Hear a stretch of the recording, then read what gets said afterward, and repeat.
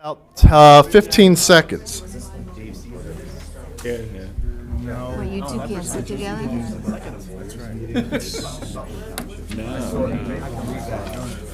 We don't put it through that. Oh.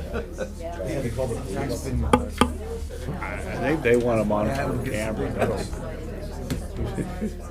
Yeah, very high level. Oh, people get mad They about gotta that. update this. All right, let's go ahead and get started.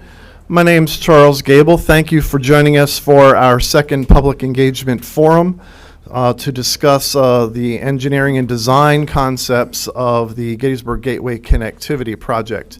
There are some new faces in the room tonight that were not able to join us last week. So we're going to make a quick pivot, and essentially the program is going to be very similar to last week, just because we have the new folks in the room. However, we're not going to go into the detail on the slides that we did last week because half the group was here last week, so you can inform the conversations at your various tables. For those of you that are new this week, obviously this is not your typical setup in this council chambers. We purposely split you up into 3 working groups, and the concept there is to be very interactive and exchange ideas, pros and cons to various ideas, and just speak openly about various design concepts.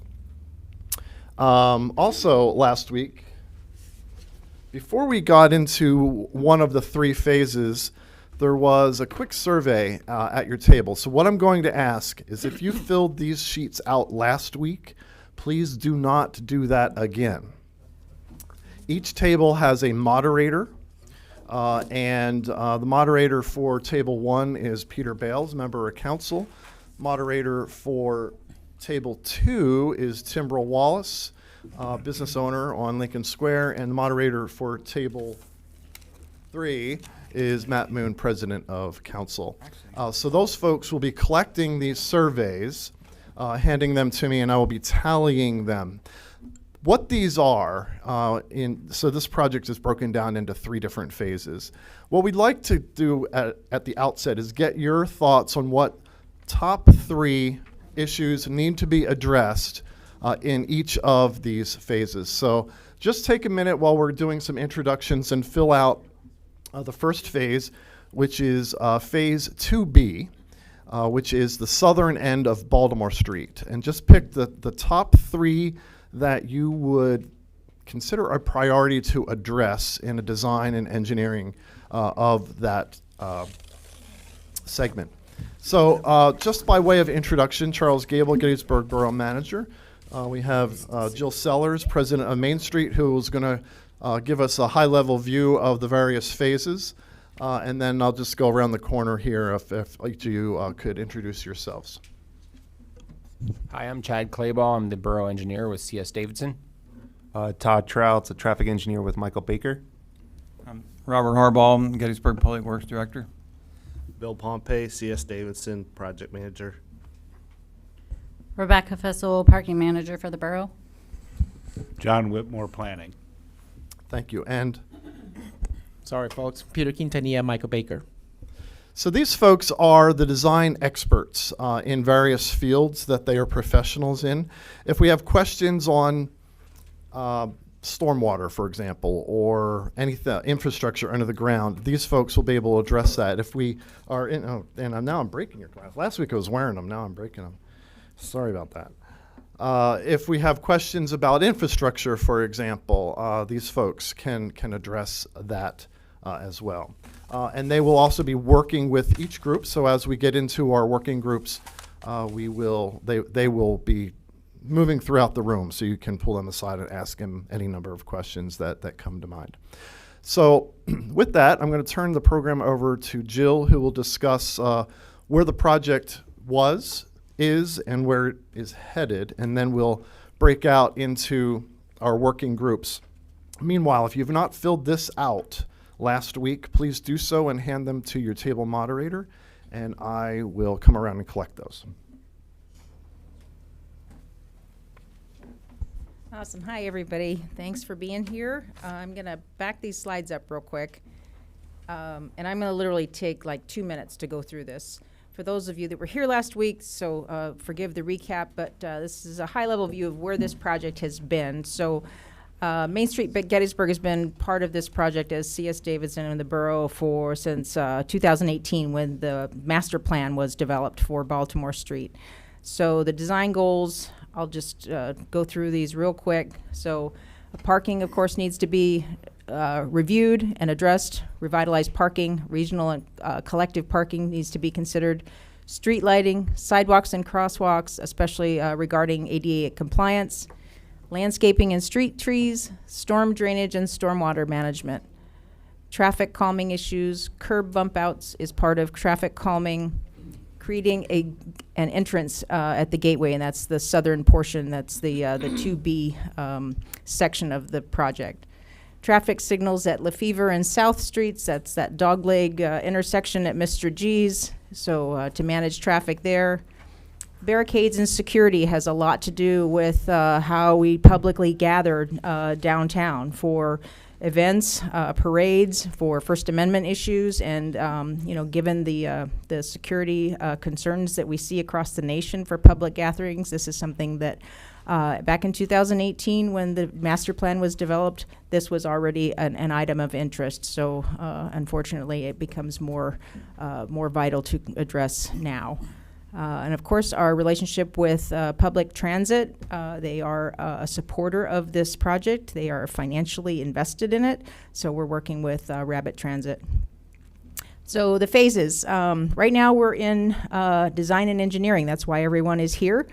It's funded and underway. So that was due in part to what's called a FLAP grant, the Federal Lands Access Program grant. So with all that said, we've met with PennDOT, we've met with the National Park, and we're starting to get an idea of what the scope of this project can be.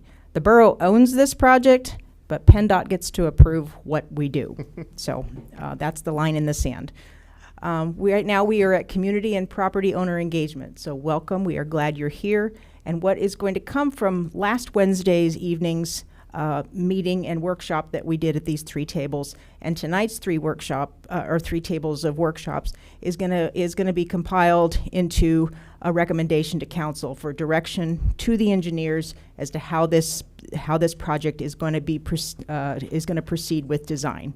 So what's not funded at this point is construction. So that remains an effort that Main Street does in conjunction with the borough and with our grant writing team. We do have a federal grant application in to the U.S. Department of Transportation to cover construction. But once design and engineering over the next 2 years is taken care of, this project will truly be shovel ready. So we're not putting shovels in the ground right now. This is all, what is it, what do we want it to look like, and how do we want this to function for generations to come? So something to keep in mind for those of you that weren't here last week.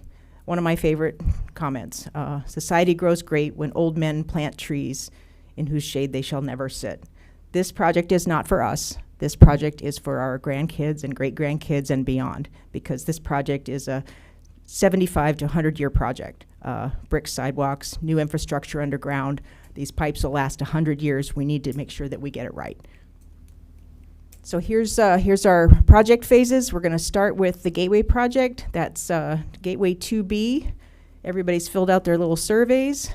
So going over the problems, which you may or may not know at this point. A gateway entrance, if anybody's come up Baltimore Pike into town, clearly you can be doing a tremendous amount of speed coming into town. We want to manage that better. Lots of pedestrians crossing there, jaywalking basically. So we've got some serious safety issues at that point. And obviously that dogleg turn when you come into town is another issue. So these are the concerns that we've discussed with the National Park Service and our partners. So we're going to turn this over to the tables, right? Yes.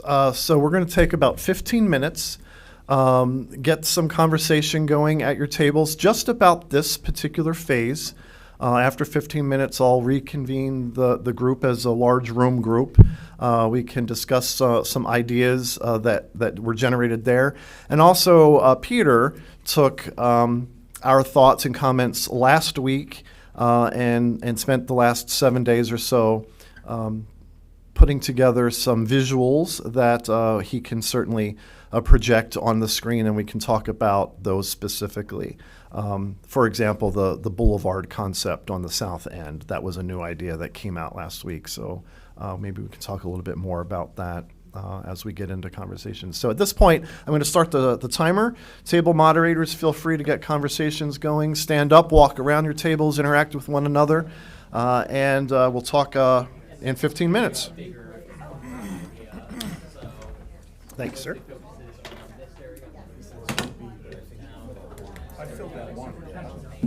That's the only one we saw here. That's the only one we saw. So what I liked about last week's stakeholders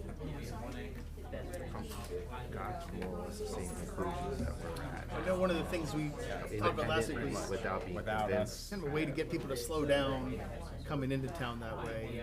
Was there some kind of physical or,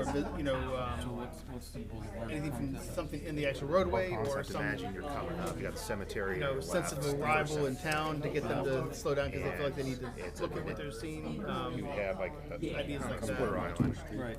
Yeah, we're talking about coming in An from, area curved, so you have to function out. from like out from the visitor center, right? Is that what we're- Up in this area. That's the end. Yeah, right. I guess I was thinking of maybe even back here, So what's the boulevard concept? Yeah, so I was thinking this part. Yeah. Islands. Islands. Oh my. That was one idea. Yeah. Oh, that's where it needs to be. That's That got thrown out. That got thrown out there last Well, week. they hope to. No. Thrown in. Thrown in. Thrown in. There, pretty far. So that kind of alerts you something's going on. The discussion was what the Park Service will allow for signage, Evergreen Cemetery and Park Service. like a nice I guess brick had some or restrictions on what they stone. wanted to be done near. One like, idea was an Evergreen arch over top, I guess right and across you've street from got that truck Park Service, issues. like that's the land, part of that. It allows the turning maneuver out of. They didn't really want anything There's to traffic calming down here a quarter mile to start having people slow down, they're in the township before they get to the top of it. Like this, like. So yes, that So you're talking about like where the light is I for was the trying to tell visitor the center? group, like, That you'd far want back? quite that It's like Not that far, okay. just down kind of want to the like bottom. shift to some degree. You might be Tight, yeah. shift Yeah, to not the quite right. that far. Yeah. But you'd want to like The soul shut up. We'll have to do before a, you get we'll have to do a the traffic like, study, as and you're you know, approaching the it's hard to reduce the speed Or, limit you know, below the approaching 85th percentile, The other so thing too that we didn't really think about right now, the center line shifted to we'll the be able to right. reduce it probably a little bit beyond borough limits, but not too far. That if you go put that in the exact middle, spot? recrown the road. I was gonna ask. The borough limits is Work. just west of the cemetery. Just west of the Yeah, like cemetery. they gets right in through here. Right there. Okay, I want to, yeah, exactly. Is that the cemetery? This is the National Cemetery entrance. This is Cemetery Evergreen. entrance. Right. That's the gatehouse right That's the here. gatehouse for Evergreen. Okay, so it doesn't extend down the hill. If you look at this rendering right here, this fits in right here. Yeah, I wouldn't go that far. So here's where, So there's the Take you gate. down to the next intersection. so that's the right next where the driveway borough intersection. starts. One other thing that we did was the suggestion that it seems wide And then the other kind of downside to it is like, everything we can do to you don't want to encourage crossing. We call it a street diet. We call it street diet, where we bring the curbs in on both sides, eliminate some of cemetery this parking along here, and kind of squeeze the traffic and make sure you naturally slow it down. Well, that was one of the Just give it ideas. safe One of the ideas that came up last week was instead of squeezing in the sides, put an island in the middle, I did it last and time, then just kinda bump it, and then rolled around. split the traffic there, and that also slows down traffic. What do you guys think about that? Do you like one of those ideas better over the other? How does the Park Service feel about this? This is all their land. Chris was here last week and I didn't hear any objections to it. I don't know that she had a chance to run it past the other people in her office. I would think the east side would be more flexible than the west side. Well, it's all right away, isn't it? It's all PennDOT right away. Yeah. Yeah, So it's really not strictly. So the Park Service really doesn't Yeah, have but much they to have say that about old this. fence do. there, They they do. have their gate Yeah. there. they have their own gates, the old gate to the 7. I don't see them backing down and saying, oh yeah, go ahead, we'll just move this back another 20 feet. I think it's all on the right-hand side. Yeah, the Park Service, so it's independent right of way, so PennDOT's gonna have say over the traffic control components. But we will have to get National Park Service approval to move forward with this project. There's gonna be environmental and historical clearances, and if they don't sign off, we can't move forward. Put a curve in the road.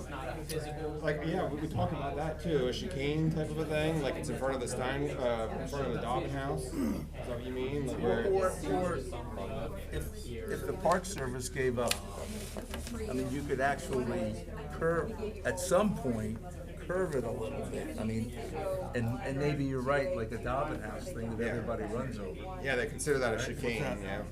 That bump out. Yeah. Where they move the traffic over and then back. They have that going into York City. It's the same thing.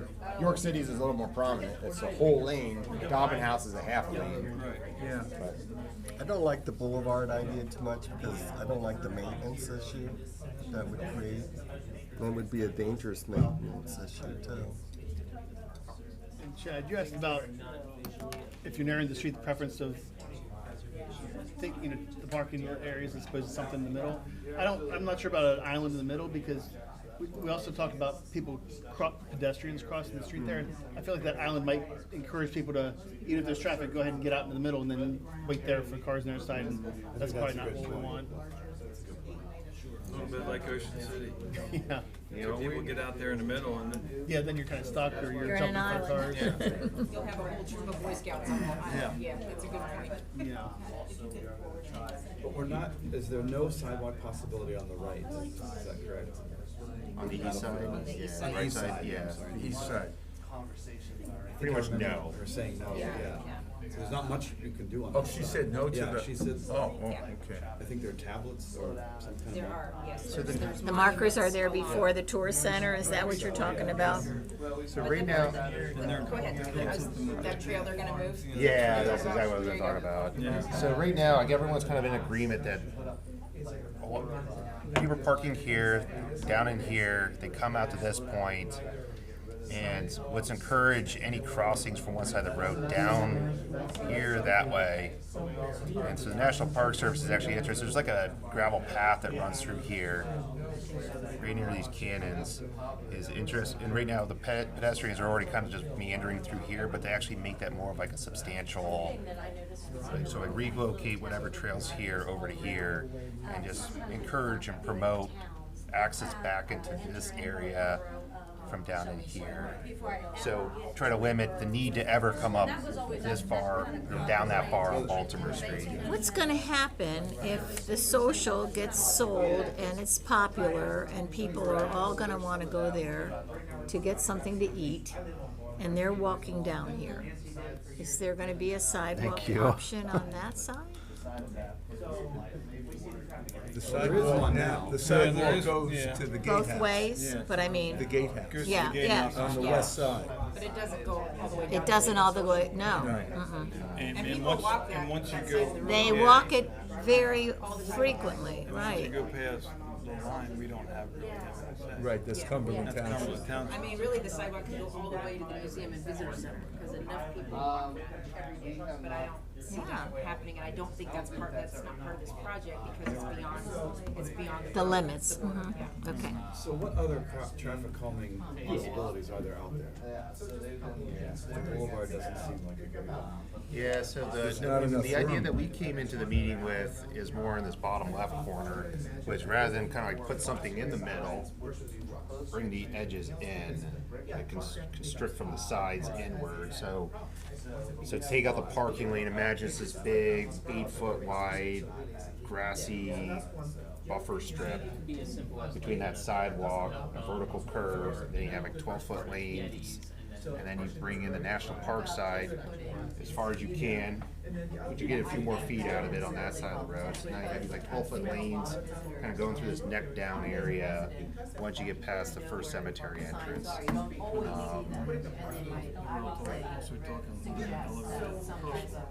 So What's this here? Is so that- this is a speed table, not a speed hump, but more elongated.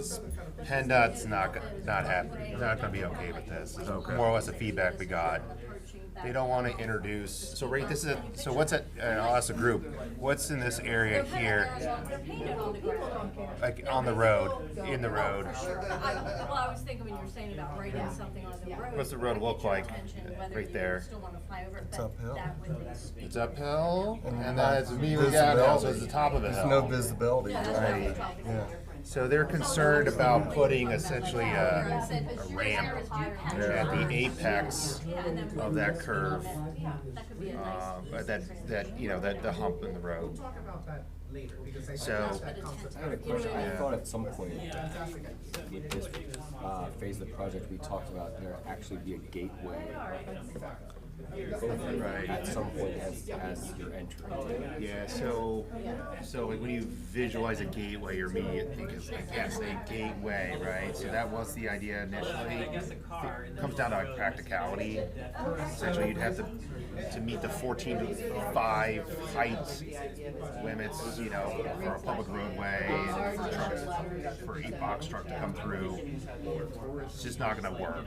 So right now we're thinking about other forms of gateways. Accepted by the National Park Service because of how it'll change the viewscape of cemetery roads. You can do a gateway where it's just a sign. Yes. Like, that's called a Right, gateway. so Matt, you could do luminaire, like vintage, Columns. pedestal and light or something like that, and right now the only thing that tells you you're coming to the borough is a little blue sign that's over here. But if you have this like big grassy buffer strip through here in the parking lane, like kind of all that extra space, like to put stuff on the sides of the road, maybe you bring like the message out to that crest of the hill. Would be kind of like the gateway. And that would slope, that's supposed to slope. So the best way to slow traffic is to change the experience on the roadway. So speed limit's not going to do that. It's bringing the curb lanes in. It's having people on the sides of the road, having things on the sides of the road. It just feels like you're different. Like you don't feel like you should be going the speed, that they are going out there now by changing the way the road feels. So you want to introduce things that change the way it feels. Like the brick pavers then? Yeah, so that would definitely do it too, right? So that would be like this could be elevated, called a raised intersection. They kind of bring the surface of that roadway up to the level of the sidewalk, which serves as a traffic calming measure. Peter. Gets pedestrians at the same height as the vehicles. These from your table, the new ones. We'll point the cannons at the cars. Right. So if you put a curb in that, anywhere in there, and we make the road skinnier, the trucks going over the curbs, just kind of in their own road. How do you control that? Oh, yeah, sure. Mike Good here. question. We've been trying to do that for years. We never get anywhere. It's so hard, yeah. I mean, they ruin it, so what you're gonna put there, you don't wanna have to put something that you're gonna have to keep replacing. So as far as the straight paths, that should not be an issue. But curve, it could be. Driving straight forward, they're not gonna run over curves unless they just fall asleep and hit something. Right. And that's one of the PennDOT challenges and why they scoped this project, because it has to be concrete, because it's a state road. Sure. So, we have to live with that. That's right. Unfortunately. Otherwise, that'd be the first one to Yeah, for years, the boroughs, ever since I started here, the boroughs been trying to keep trucks out of town. Well, it's not happening. We have no bypass. It's not happening in this project. And the bypass option is gone. Right. So to make the road skinnier, that to me Oh, yeah, kind of. thank you. introduces something that's even more challenging for trucks. But only in strategic places though. Where it's curved or where it's. You can't, yeah, those curves still have to meet the requirements. Kind of like when we get, and we're not there yet talking about the square, but the traffic circle around the square has to Pulled be yours out? by tractor trailers. So we can't really do it in a way that it's not gonna pass PennDOT's muster, because it has to be passable by a. This won't be like the roadway is gonna just have 12-foot lanes. It'll have to vary according to what the landscape is. So we, Would, Cumberland Township allow us to put pillars in their township? Get it? Well, I mean, if we put pillars, if you put pillars on both sides as the gateway, nothing over the road, okay? Can they cut into? Doing it further south, is that what you're Yes, south of the old cemetery entrance. That means the Park Service would have to agree to it too. correct? So, So I and don't, I then, don't really know, so the pillars. right, Okay, let's take 1 minute, wrap up your conversations at your tables. Right. Susan. right, and then you got rid of the parking on the west Well, side. part of the pillar problem was the archway for the cemetery. Phase, They didn't really want anything like that. phase So 2B. take away. These So pillars. south, we'd almost have to go down to between there and Slocum Avenue. Well, I mean, anything in there is okay. Yeah, I'll walk around. Let's start with that. We'll put on the screen whatever you designed from based on last week, and then we'll To slow everything people down. raise their hands and No, I mean, leave the grade the same and cut into the road. yeah, I think this is where let the cat out of the bag. They all know if they're hitting the first one, something this might get Yeah. Okay, perfect. Yep.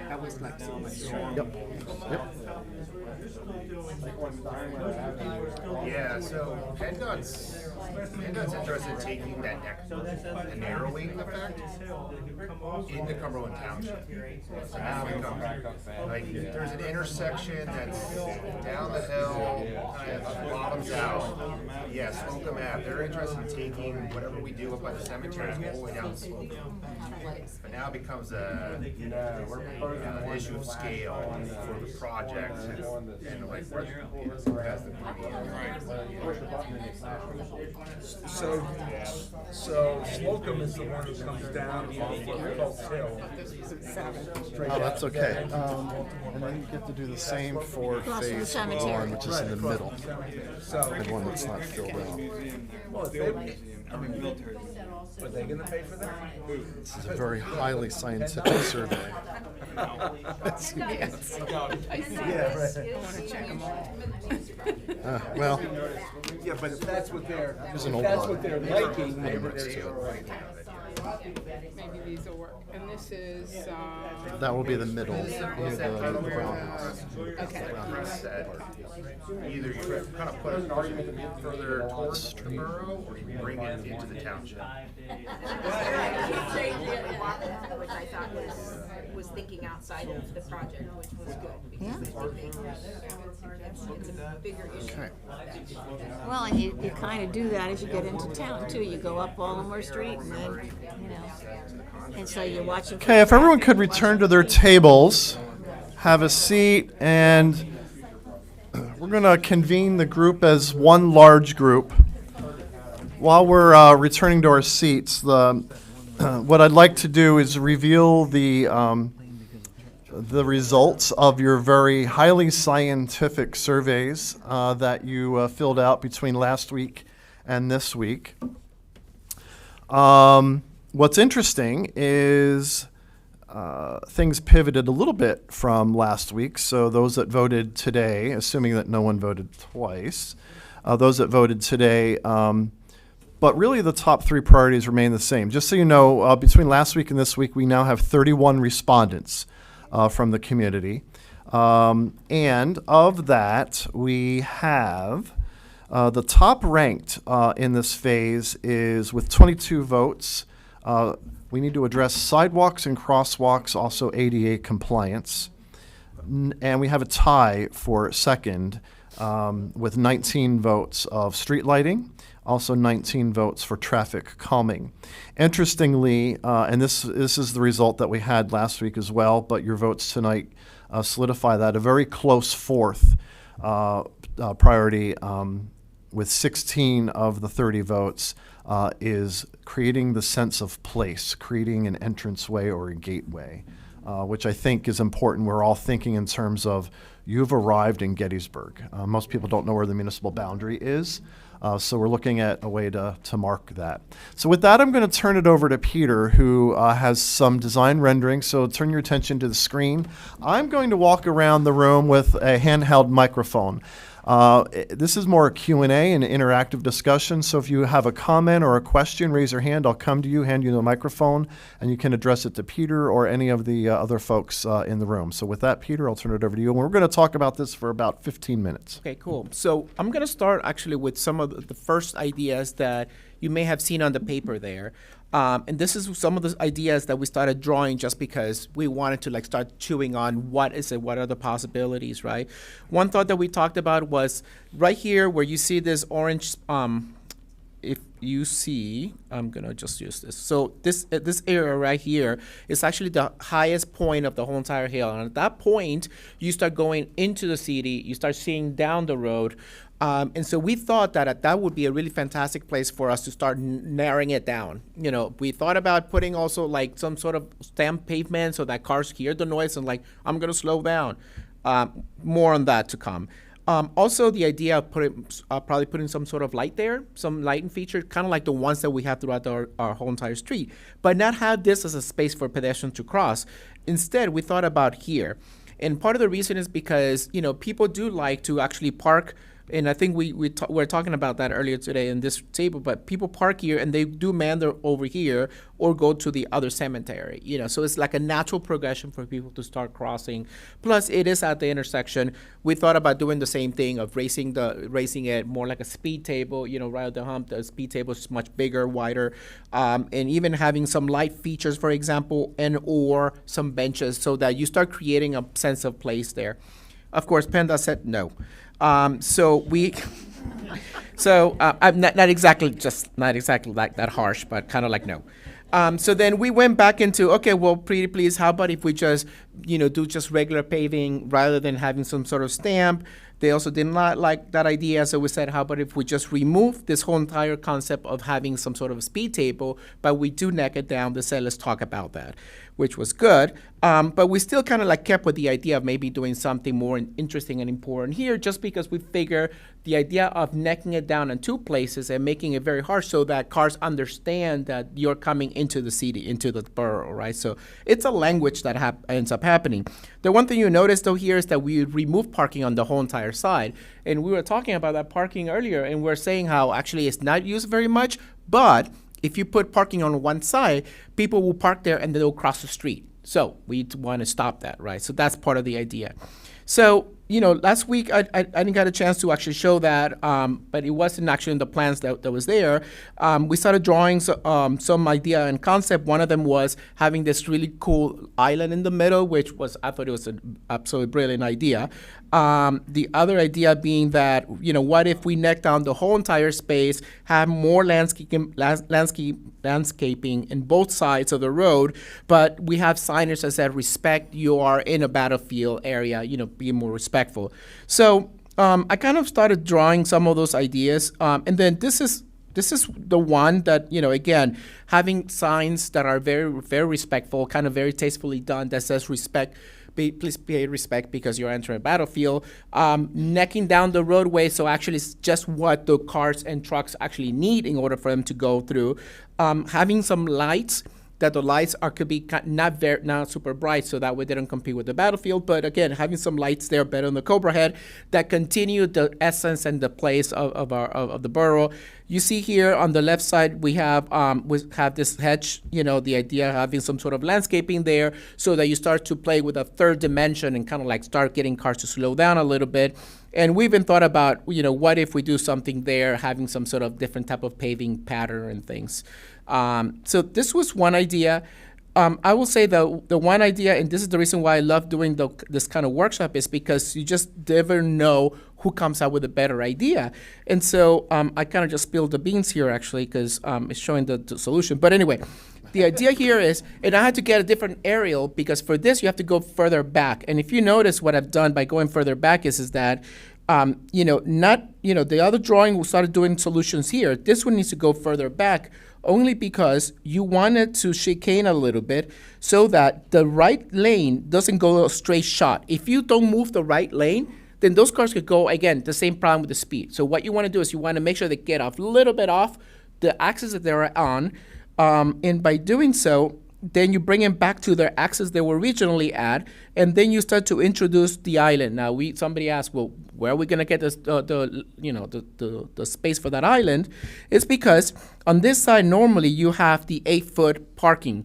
If you get that 8 feet and you put it in the middle, you have a perfectly really great island, space for island, which you could do landscaping on. But then more importantly, and I just drew this, and I know Penda's going to say no, but I just drew it so that for conversation purposes.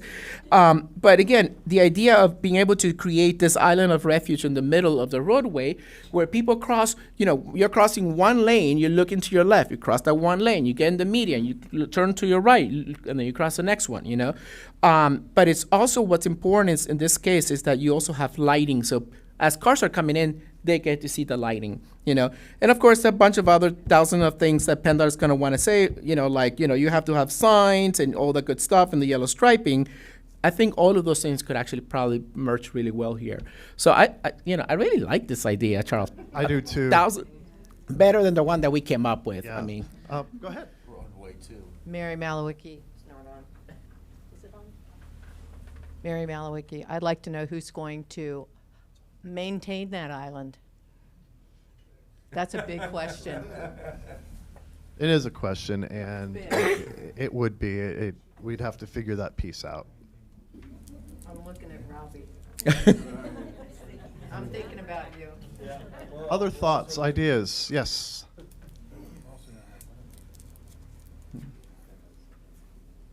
So since I missed last week's meeting, what I don't understand is when you say, well, PennDOT won't agree to this, PennDOT won't agree to that.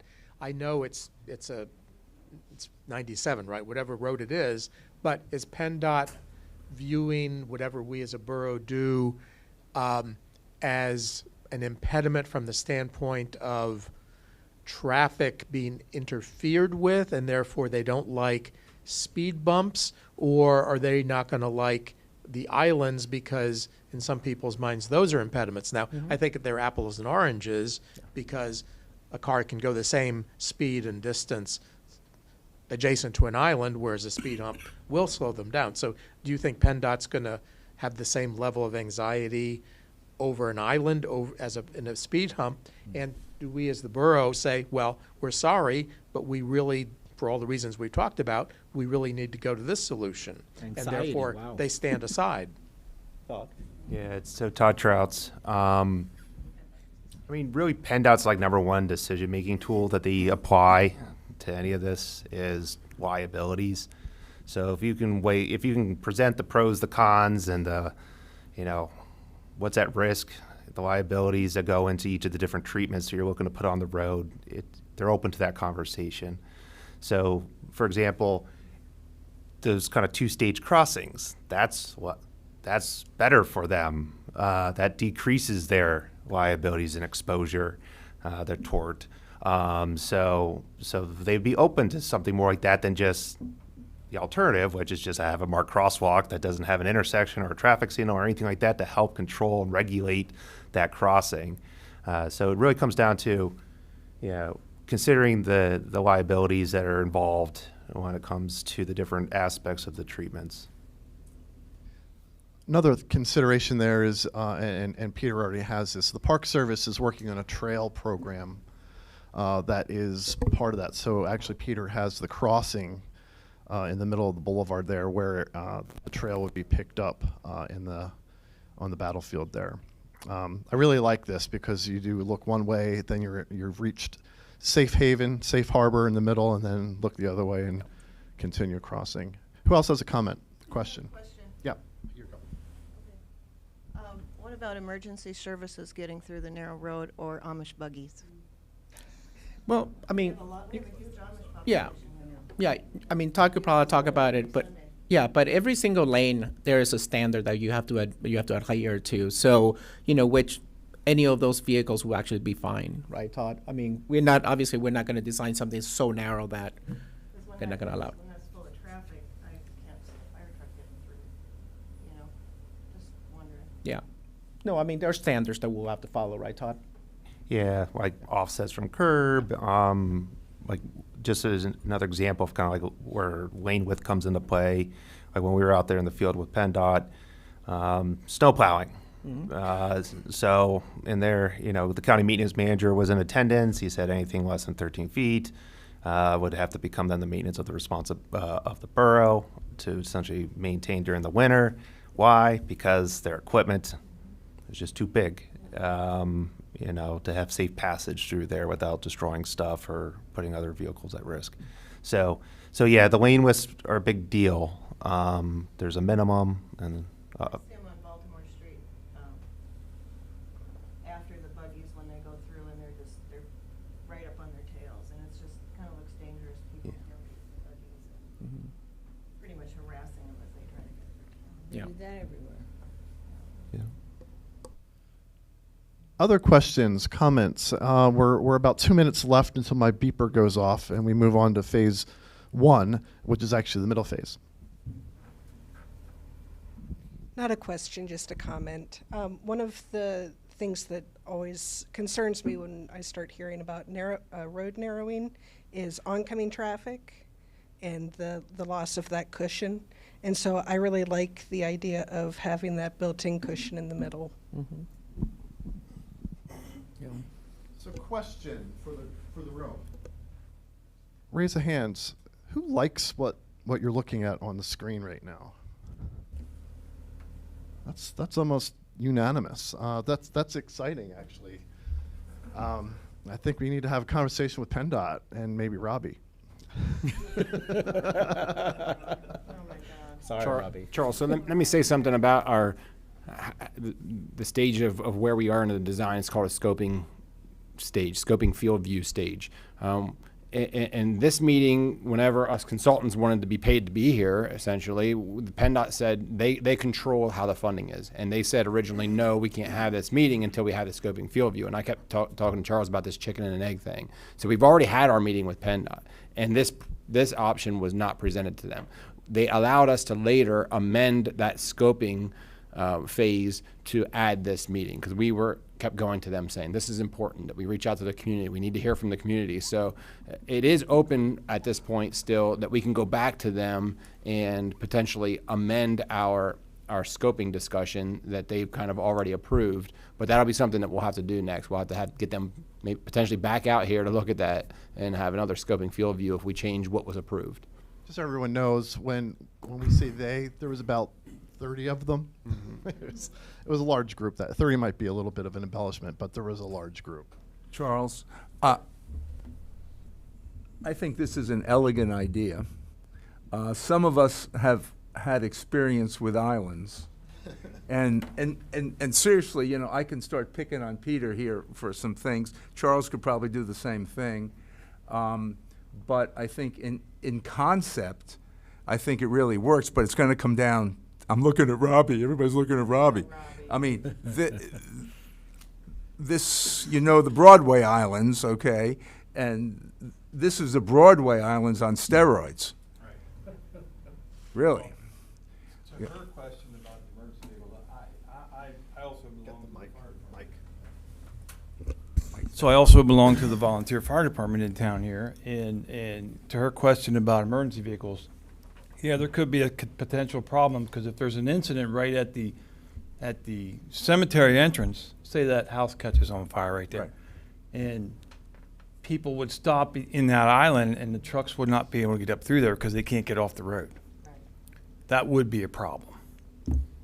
But I do like the concept of the islands, but that would be a problem for emergency vehicles. Not so much passing through, but if there would be an incident right there at the end, right, they would not be able to get if there's cars lined up in there, they would not be able to get up to there. Right, and just so you know, I mean, that's happened on Broadway. Right. There was a garage that caught on fire, and there were vehicles all over the islands that could fit, you know? And luckily, it didn't take the new trees down, but Well, it has to be a drivable. It would almost have to be a mountable curb. Yeah. That it people has could to get on the island, that they could get through. Yeah. You could study the logistics of the Gettysburg Hotel fire in '83 and see how the logistics of the fire trucks got into that mess to take care of that. It's a good idea. Okay. Yeah. I'm curious with the removal of the meters. I'm a business owner in town, and I've been talking to clients a lot about where to park when you have to be somewhere longer. I, do a lot of encouraging, hey, park a little further, walk a little more. There's some really cool free parking. What are your thoughts with removing the spots from, as we do the Baltimore? Or is there going to be any kind of like shuttle thoughts, like, hey, if you park here, we kind of like how the hospital does, we'll shuttle you up to the hospital, all the staff people. Is there any thoughts on that at this point? That's shuttle is you. I've often thought about shuttles. The question is, how do you fund it? I think we're a town unique enough where if we build that business model, it would work. And it's just one big loop around town, kind of like what we do already with the Christmas festival. That's a shuttle system, and it hits every major corner of the borough. Is that a grant writing thought, maybe? Perhaps, yeah, but fair question. Yeah. Okay. Oh, yeah, Nancy, sure. I love the shrubs in the middle there, but possibly could it be something, not a wall, or just different kinds of bricks or something like that, so that if there was an emergency and a truck had to go around it, that they could actually ride on it, but you would obviously be directing people not to go on it just as a normal process. Although the shrubs look great, but I didn't know if that would be an alternative. So my understanding, and Charles, probably you could correct me, but my understanding is that the park doesn't want any walls around the park area, because then it's going to compete with the walls that are there, that those walls that are in the park are historic walls, right? So if we were to build a wall here, then that becomes a problem. Cobblestone or something that's a little bit Yeah. different, that people would know I'm not supposed to drive on there, but if there was an emergency, somebody could drive. Right. Yeah, that's a possibility too. Yeah. Yeah, I think you could do a kind of a hybrid where you could have some areas where there's shrubs and then have a couple of breaks where there's a place where they can cross in the middle with a brick crossing or something like that the emergency vehicles can get go, and then back to some shrubs, and then you can do that a couple different times. Okay. Anything else on this phase? All right, let's pivot. We're going to move to the middle now. Jill's going to give you the kind of a very brief overview of phase one. And my apologies, you already filled out your surveys on phase one. So I'll give you the results of that survey once Jill finishes her comments.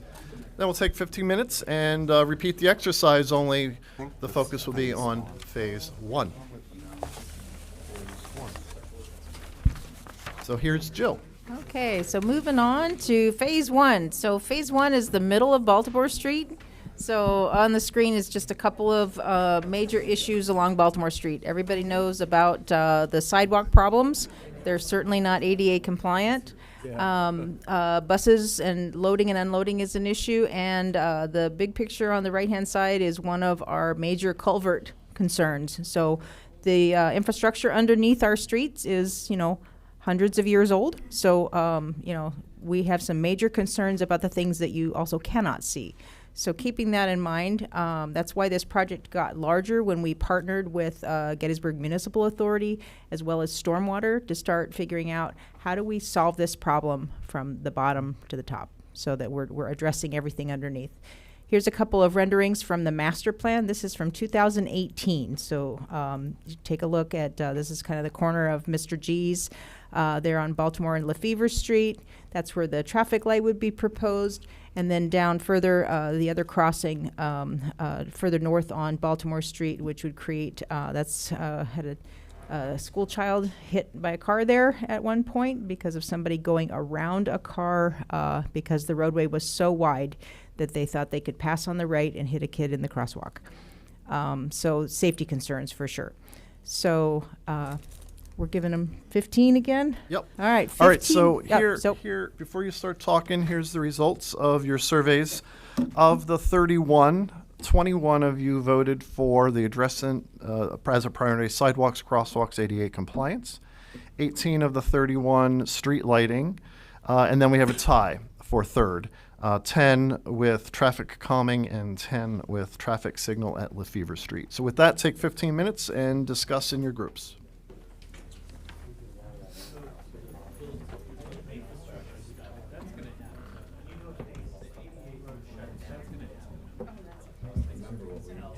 I don't remember what we did last week. I don't really remember. I mean, that looks logical. Yeah. I think we talked about adding a traffic light at that intersection by Mr. G's, and also where over on, I guess that's South Street, the next intersection, to try and slow traffic down there, and maybe enhance those crosswalks. And that was very dark, and the sidewalks are really bad shape. Yeah, I mean, the whole thing. A lot of sidewalks are terrible. And they talk about the stormwater, but that's like, yeah, that has to be done because of the flooding on the street and everything. Priority. That's the least sexiest thing. That's what this structure is here. It's priority, right? Yeah, just needs Yeah, this is, it's stuff like that. I do worry. Hey, Robbie. Michael, you want to address the stormwater? What's that? I said, are you addressing the stormwater? Oh, it's, like I just said, it's the least sexiest thing of the whole project, but it's got to be Really done. important. It's got to be done.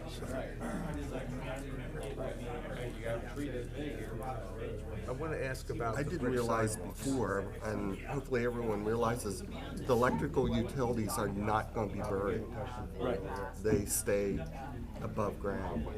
It was obvious in the first one that when you look down, you could see the power lines. I was sorry that wasn't pushed harder. I think they said it would cost as much to bury those as it would to do anything. Brick sidewalks. Or is it going to be on a concrete base? I mean, they're digging up. Okay, so. I think somebody else, Joe or Charles, said like on the square. Okay. They said Med-Ed I'm not did an well work engineer, with but it. yeah, you'd have to reconnect every house. Yeah, and they haven't had any underground. problems. So I can see why that would be a big project. As nice as it would be. Yeah, that would change the whole look of the town. Sure would. Do you want the speed limit reduced? What did Frederick do? They said something couldn't go below 25, except for like the school area. Yeah, well. As a result of that, that's when we started to go straight about. Well, they also did the stream. Wasn't the stream I think done basically at that they did time? only about a block in each direction for that intersection. Where they come out, And a lot of federal money. they come out on tonight, is that? We're not gonna be able to. Yeah, they put the traffic light would do a lot. That'd slow that Hopes and down. dreams there. If they We push the always button. love to do that. We talk about it. No, no. You know, It that will- would be so It won't be a wonderful. real traffic light. It will It won't just be the blinking. Yeah. Electric. What about any all other this speed project, calming I don't know, issues in 50, 100 million. Would you want to see any other? You have to Well, they redo the talked electric about in every making a person's bump house. out at That's the South problem. Street. Is that Because discussed overhead right last now, time? you gotta redo the meter. It has to go underground. We bring it in underground. Yes. The meter. Where's the Then where's you the get into like, you get into The hill private property. is right here. and Yep. then it flattens. Comes right out of Jeff's office, so it's right about here. It flattens like Yeah. Yeah, it's, we even got that squashed on timer phase 2 because to do it. And we were able to move. maybe a speed table in the middle of the hill. Yeah. But it doesn't seem to me we're gonna do more than what's They being talked proposed. about bumping out Yeah, they show little things there. right here. They also talked about Right. bumping out, but then there were people that lived there that had said that was their only entrance. That was And you know about the handicap accessible for them, because otherwise their garages were way down on the alley and dragging things in. They parked in the front. No, we're not giving a dime to these people. They're thieves. I mean, you have that same issue, you know? Yeah. The trucks couldn't come to the front of your, on the square. How'd you get it done? That's the stuff you don't see. Yeah, I know. Under the new borough building, under the new borough I'm sure the building. delivery people would like it too much. What do you guys think about, like, so one of the questions we would have for you guys is, this right here says optional, and it's hard to read there. Right, but I what do couldn't you read think that. about parking spaces versus extra wide sidewalks in that location? And then the same thing in front of the Welcome Center. I think there was another one. Oh, okay. This says optional 5 spaces right there, and then this says optional spaces. It's very You guys have refreshing. thoughts about that? I know it This is doesn't going to work be for the new everybody, Welcome but Center you right can't have here. one size fits So all. there's an idea of maybe This putting is a bus stop in elimination of- there. But at the same time, Yeah, we talked about Becky bus can talk drop-off, Be on the loading east and side. unloading. about where Which the is interesting. I left this underutilized meeting last week. Is this underutilized on the street, on Actually, went up Baltimore Baltimore Street? Street, and there were one bus parked on each side, Till one the bus going Fever down, Street? so there's a lot of bus traffic Right, right. for a Wednesday night, you know? So I think bus loading and unloading, These purple blocks are buses. Those are buses. was that for like tour buses, or was that for rapid transit? I think both. It's going to have a shelter. A tour bus could stop there and unload, but it's also specifically going to be a designated rapid transit stop. So it's for both. Yes. Yeah, that's further up the street. This phase one just goes to Lefevre. In this area here, Like somewhere. Oh, we have it's at the talked top about of the hill that. on the left. I do know whenever we talked about putting the speed table at the end, PennDOT didn't like it. So we could ask Right them here across from about- Shriver House. There's a chiropractor that's up the street. They don't have a speed table on the state highway. Wetzel's right across from Oh, yeah, Shriver yeah. House. What about Right. Yeah. traffic light at that intersection on Mr. G's, and then one up on South Street too, perhaps? We were talking just to help slow traffic and also help with pedestrian crossing. Yeah, we have a traffic signal proposed. Okay. Yeah. Here. Yeah, you can kind of see renderings there of the traffic signal. Okay. On both of these? Yeah, you can see there's a rendering of a traffic signal right there. You see the traffic signal? That doesn't exist. That's a rendering. On both of these intersections? You would have those two lights working together because they're so close to each other that they'd have to talk to each other. Okay. You see what I mean? You couldn't have Right. cars coming out of South Street Right. while This is the the Fever Welcome Street Center. cars coming out of the Fever Street is also Is this the green. sidewalk One for had this? to be green, one had to be red. Oh, no. Kind of like, isn't like what by Hearst Tavern, they have those two lights. Like Hearst Tavern, Yeah, exactly. they work together, yeah. And that is Right in It's here. a crazy. screwy intersection. It's It really is. totally It's- screwy. And I don't really know what else you do about it. Was that It's the- really an issue That's there. I think that, I mean, that could slow traffic as much as any Okay, speed table, bump out. The only That's real an alley. solution to That's any of an that alley. is That's an bulldozing alley. buildings I got you. and lining up the streets. No, there'll be a That's the small only sidewalk here on the solution. south We're side of never the gonna building, but yeah. historic approval to bulldoze the Farnsworth. Like asking Mrs. Warner to cut off a corner. Yeah, that would be Yeah, she won't do that. South Street is much of an issue. No, it's most that of the means Fever. we Once you would see have to them have like trying access to let to out a that. school right there, you have to have a That's traffic political or whatever it is.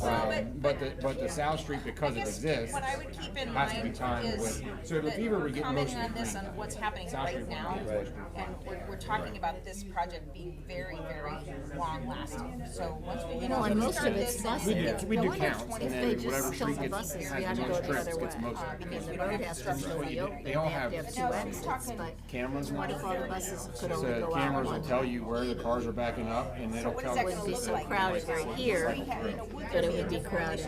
A lot of buses do go out the back way.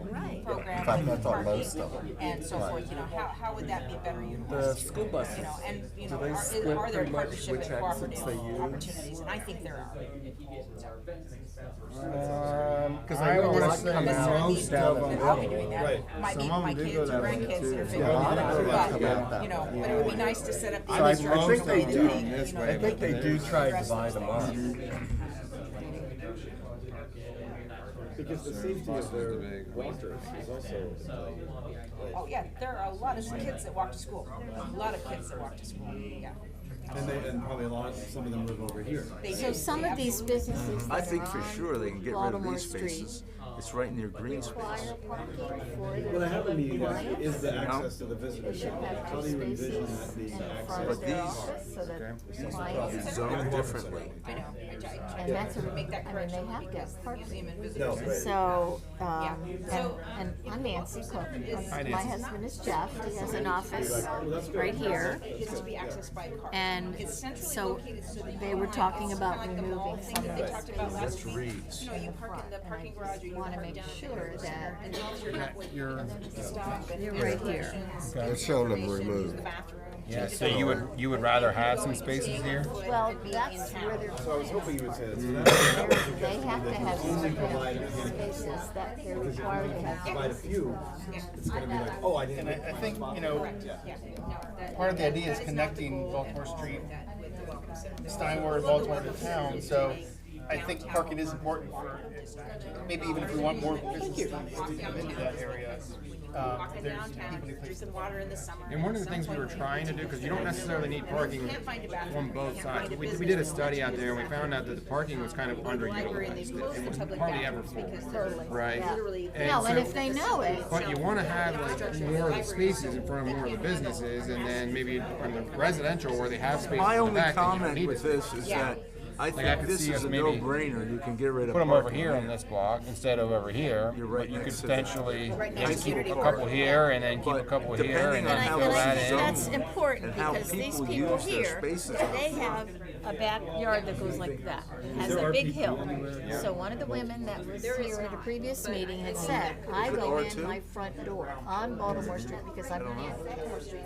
I can't. Baltimore Street go in R2? the back, No, those park in portions my- are in the generally garage area and tourist go up the commercial hill and to then get into residential my office. house when I'm loaded down with groceries, doing errands and so Well, forth. So I think it's important to be Oh, right, yeah. Yeah, I realistic mean, you about not only the have residential, but you do have some businesses. and are living there as well.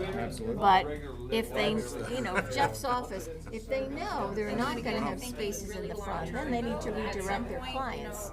And they'll maybe buy some spaces someplace else, or Jeff parks, we're members of the church, so he parks at the church, somebody will loosen up a space that he would normally take. So if they know it, then they can make adjustments, I think. But the residents, I think, should have a voice in that. That's a vision that's Yeah. probably 25, 30. Because that's pretty, Right, but that's a parking little becomes tricky backyard. Paramount in anything you do.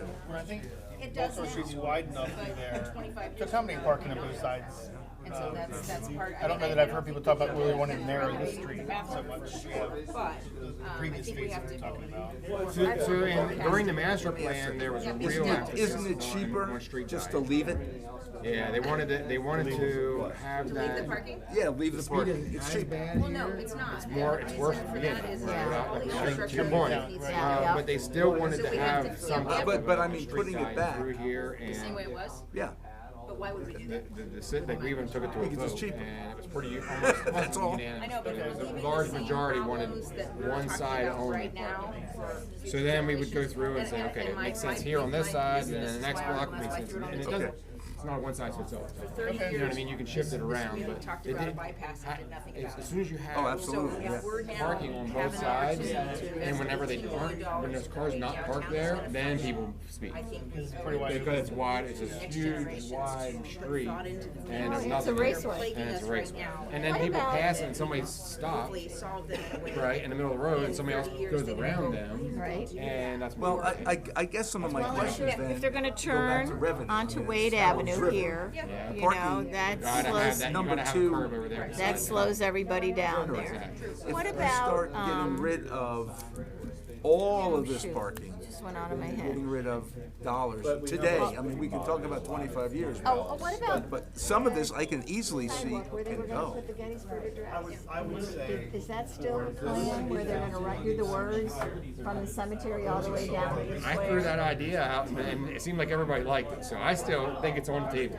Okay. We were talking about it somehow, I don't know exactly how it's gonna happen yet, we're still kind of curb, early a in curb the- of some sort? Yeah, maybe like engraved in some granite. Well, no, stone, I would say, go down, I've been as you're there, walking, and you I've can seen read it, the but Gettysburg I, Address, so I would agree, there's it's different feast or ideas, I've famine, seen there's different nobody things. We there. haven't gotten to that. Okay, I didn't know if that came up. Yeah, but it's still, yeah, it's still an idea. Thank you. Do you like that idea, or is that what you're saying? I like Then the where idea. the- I'm a where teacher, will so they I go? like Will the they idea really of go somebody here learning while they're walking, if of it's course, till full? the sidewalks get fixed. If that's eliminated and it's a busy weekend.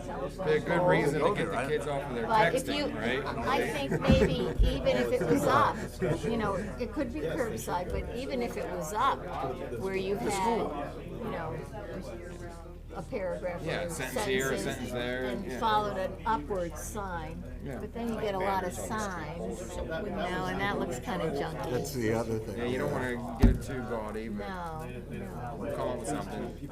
That's why we have people like Bill and John, they're landscape architects, they'll come up with something nice. Yeah. I mean, you know, they were talking about not interfering with the markers that they had for the tourist center. And, you know, those kind of markers, they, Let's take just about a minute or two yet, and then we'll regroup and discuss as a large room. open space at the school. Maybe the next open space you could have another one. And by the time it's there, then you have. Right. I guess. How many parking spaces were they eliminating in this summer? Yeah, yeah. I thought it was you. No, and they did that as a big secret to us. We didn't know about it till the day before it happened. We were stunned, just like everybody else. Because we actually approached them 2 years, 3 years prior to do this. 2019, we came up with a whole So revenue if it sharing says model for them. optional, then that's what they're going to take, Fund what any they number want of to take out. projects that they'd like to do. and That's part of the reason why this is. Where did you see the optional? To build off. It says optional here, The other reason. 5 spaces. Oh, there, yeah. So does that, are those the ones that are up for grabs? Well, see, it cuts sounds both like it's ways. optional, but here, you pointed, that option doesn't, that's not even listed. Yeah, and that was on one of the things that we got early on, so this, you know, it's an The update. doctor might have, somebody, I go to one service, there might be 4 of us in there, we're not all gonna get a spot. Square is the center square, and that should be the biggest one. So we came up with 2 He does that. Okay, let's return to our tables, and we'll turn the program over to Peter, who's going to use our visual aids again. Yep, there's a plug Coke. here. Yeah. What? Wetzel's? Yeah. And Dr. Shealy's office used to be right at the corner of Breckenridge and Baltimore for Okay, 40 great. years. So, I guess I'm just going to share what we talked about last time, right? Because this one actually didn't have any ideas originally, but just I looked at 3 places specifically. One of them is this intersection here. My understanding is we just need to have better crossing at this intersection because it is one of the newer intersections that have been rebuilt, right? Now, this is the one that actually ended up being kind of fun, this South Street. Wait, let me go back. I'll come back to this one in a second. Let me just go to this one here, which I already forgot the name of it. And my understanding is Breckenridge. So, thank you.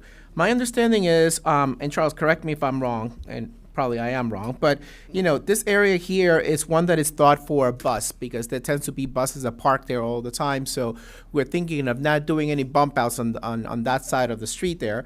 However, the idea of being able to do bump outs on the other pieces would be a great idea. So one, and then a major one here on this side. And you can see it here. What I've pretty much done is just created the geometry so that you do bump outs, and then you take it back to where the parking should actually go. The idea here is that you have a very safe pedestrian connection here and there. And I always like to leave the rest, like for example, in this case, as green, just because if you put landscaping, then people hopefully won't walk on that, hopefully, but hopefully that means that they're also not gonna cross, they're not gonna do other crossing where they shouldn't. So that's this one piece. Should I go to the next one? Okay. Sure. Okay. And then this one here, I thought it was a really interesting one, only because now we have the visitor center here. So, in my understanding is that the visitor center is like around here someplace. So the idea here is to actually treat all of these 3 roads in a way as one big intersection. So you do have the crosswalk. If you notice, the crosswalk able to cross here. So that is a continuous crosswalk. But in between here, what you can do is you could actually, because you have this, which is originally the crosswalk, and this, which now it used to be the parking, you have that extra space there. That actually gives you opportunity for you to do like benches or, garbage cans or anything else. I mean, considering the amount of tourists that come to Gettysburg, I think that would be a really nice place to create an amenity zone. And just because I'm kind of nerdy, I went ahead and I kind of did a quick 3D of it. But again, this is what we have now. And the idea here would be that, again, now because you bump out only in this area, you make a much wider sidewalk. You do have area, I don't want to do that, sorry. You do have spaces here to actually be able to create more amenities for tourists and be able to have the crosswalk. I always like the idea of the lights right where the crosswalks are, because people can see pedestrians as they're crossing. And we even toyed with the idea, and I don't know what you think, Charles, but maybe even having some other features that you could almost put chains on it so that it stops people from crossing where you don't want them to cross, and instead force them to go where they go. It's an interesting idea. We're also, we're dealing with traffic, but we're also dealing with people. Yes. So we need to manage crowds just like we need to manage water, cars, and water, and sewer, right? Yeah. So, all right, let's open up to the room. Thoughts, comments, questions. Nancy, here you go. The light, though, right? No, it doesn't show the light. Yeah. Okay. I like your idea of the stanchions and the chains. Could they do that up by the cemetery? Up the hill? To stop people from crossing where they should be crossing? I think landscaping is probably the better way to go, just because it's more natural at the cemetery. Okay, that's fine. That's fine. I'm a huge concern. All these parking spaces that you're taking away, my business is on that street. People park there all the time and walk around. Where are you expecting all of those people to park? And to go back, been on this committee for a long, long time, and years ago they talked about possibly the school allowing that to become a public parking lot. And is that still the case? A lot there. All good points. First, let's talk about real quick the southern end to the chain link idea. The Park Service is very averse to changing the visual representation of anything up there. So while I think it's a nice idea, I don't know that the Park Service is going to go for it, because we have had those conversations with them. School parking. That is a big parking lot that could be shared in many ways. The borough did at one point approach the school district about formalizing a relationship as it relates to parking, hub and spoke parking, if you will.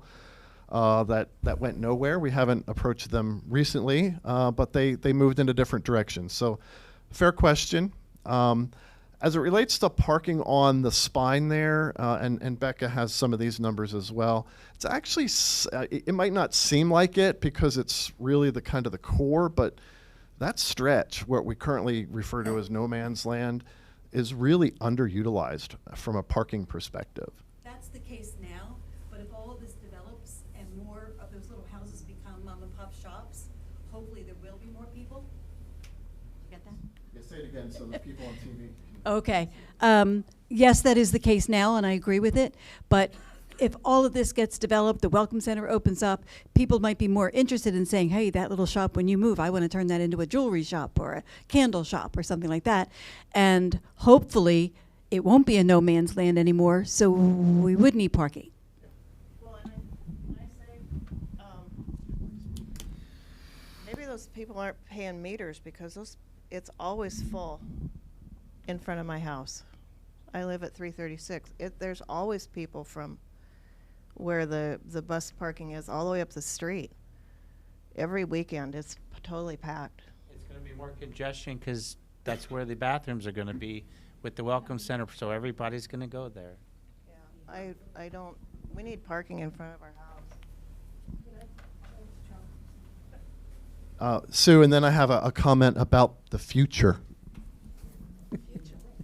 I was just going to say, you mentioned benches, which is a great idea, but I've been also thinking it would be a nice idea if you could have some kind of shade structure on some of them, because it's 90 degrees and humid here a lot. Yeah. And you're going to be not having full-grown trees. Yeah. No, great idea, yeah. So I want to change our paradigm just a little bit about parking. We're talking about our current today parking needs. What is parking requirements 40, 50 years from now? I'm going to give you a personal experience that I just had. Hopefully it gets people's mental juices going. Has anyone ever ridden in an autonomous vehicle yet? I have. It's scary, but it's also cool. It was a Tesla. I got in it. A friend of a friend had it. I'm in the driver's seat, and he said, "Don't touch the steering wheel." I hit this button, and you tell the car where you want to go. So I said, Beaver Stadium, State College area.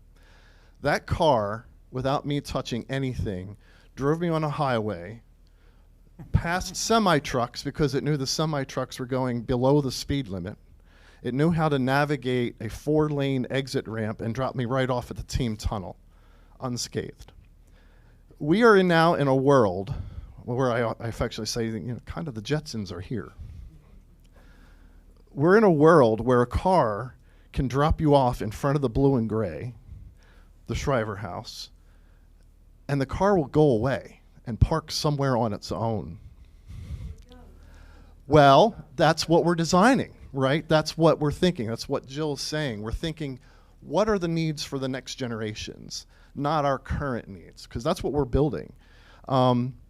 That's a fair question. So if we had an arrangement with the school district, if we had another parking facility, the car could go there. And then the owner summons the car when you're done your tour or you're done your dinner, and it drives without a person in it and picks you back up and takes you up to your next stop. So when we're talking about visioning, that's what we're talking about. It's like, yeah, we do have needs we need to address today, but we're also looking for the next 50 years. And I don't know the answers to all those. I just know that the technology, we're living in it right now. So it's an interesting point in conversation, but all fair points. Other comments, questions? Can I make a comment, Charles? Yes, Jill. So last week, one of the ideas that came up was the idea of, if anybody remembers, going to a mall. So you had your anchor stores on either end. And so we were thinking of that thought that came out of that was, the parking garage behind the hotel is one anchor, and we would need another anchor or possibly, a third one to work as those parking anchors so that we can get people on foot. The idea of creating a walkable downtown, and that pivots to the question about the Welcome Center. The Welcome Center is located dead center of the historic district. It is exactly between Lincoln Square and the end of Steinway Avenue. And the reason for that is because it is not a parking destination. It is a place for you to be able to continue to walk in the borough, to take in our commerce, to take in our dining and our shopping and all the things to keep you on foot. Because one of the things that happens if you're out and around and you're walking eventually in the summer, because it's 90 degrees and you need a shaded bench, but you've got a bottle of water, and at some point you need a bathroom. So that's the Welcome Center. So it's not designed for parking. And we need to think of creative ways to go. We're not everybody's going to have an autonomous vehicle in the next 20 years. There's still going to be some of us driving classic cars, but I think we do need to think beyond what we're talking about for today, to at least put those pieces in place for consideration, so that our following generations can build upon those instead of have to tear them down and start again. My name's John Buckheister. I live up on Baltimore Hill, I own the Baltimore Hill project, which consists of Baltimore Hill Creamery, the Maryland Cellar, 2 other businesses. So when you design phase 1, I want you to keep in mind key important things. You have a lot of residents that live in these houses along Baltimore Street. A lot of the residents are getting older. They need places to park to get out their handicapped husband or wife, dad or mom. And if you don't have any parking spaces in front of their house, where do they go? Number 2, I cross and walk these streets all the time. One example with your crosswalks, just all I ask is if you can consider putting the flashing light push buttons in, because the one at Breckenridge Street, there is none, and several times I've almost been hit. People do not stop. I do notice there's a big stretch. I know this isn't in stone, but there's a lot of spots up here where there's no parking in front of the residentials from Lefevre Street clear up to Breckenridge. You do have several potential bus stops. One is not mentioned is you could potentially put 2 buses on Wade Avenue. When I bought Baltimore Hill project there, I pushed, with the borough's permission, the stop sign back. I put 4 feet of concrete in the ramp at the end of the sidewalk along Schoolhouse Alley. If the 2 buses park on the left side of the Wade Avenue, they can easily come to the alley and go down the hill to get out. There's enough room, even if there was a compact car at 252 and a half, which is the old Weikert's house above the elementary school, the garbage trucks get through there without a problem. So it's doable. You have this open space here, and even the residential house, the neighbors that live there, I mentioned that to them, and they didn't have a problem with 2 buses being parked on Wade Avenue on the left side. That's an option. And then also there's no crosswalk between Breckenridge Street until you get up to High Street. So if you find up at the crest somewhere in the middle that both traffic ways can see, put a traffic crosswalk in there. Thank you. Come back here. Yep. Related to traffic, I know there are some places in town where there are single layers of traffic. Any discussion possibly about adding second floors to those parking areas, working with a church, working with someone else within the borough to be partners, and each contributing the funding that needs to go into doing that, could be a possibility. That's a great, yeah. I was wondering, basically the same thing. I was wondering if there was any way to, with the Gettysburg Inn, multi-level, they have a large parking lot there. If something multi-level with them would give you more parking space in this Steinhauer busy where all the commercial is. And would also, it's more walkable if you had something that was multi-level there. We had one over here, I believe. No? Oh, okay. Okay, give me a second, John. John Whitmore, are you able to, on the cuff, address parking requirements as it relates to zoning? Because we do have policies in place that encourage the shared parking concept. Who wanted to get your thoughts together while we're... Along the same lines, I know a couple of years ago, the Gettysburg Hospital talked about doing a parking deck. I think, I'm not quite sure if the Dobbin House, she also talked about doing a parking deck. And a number of years ago, when, before St. Francis sold their property to the county, they talked about a parking deck in that parking lot in the back behind the Methodist Church. Have you heard any more about any of those things? No. No. Yeah, options. 100% true, and that's a larger issue from a policy perspective that the council's currently wrestling with. Yeah, we're built out, and if we want to grow, there's only one way to go. It's either up or down, and down is exceptionally expensive. I know they were talking about it because I'm having a garage put in, and Gary Schaefer's doing his design of my garage. I was talking to him about the the train station project, and the issue there is height. Yeah. Yep. So I see that where the park commission is, we want to keep it small and friendly and everything like that, so they don't want to get too high and have Yep. high rises all over the place. Different topic, not the topic for tonight.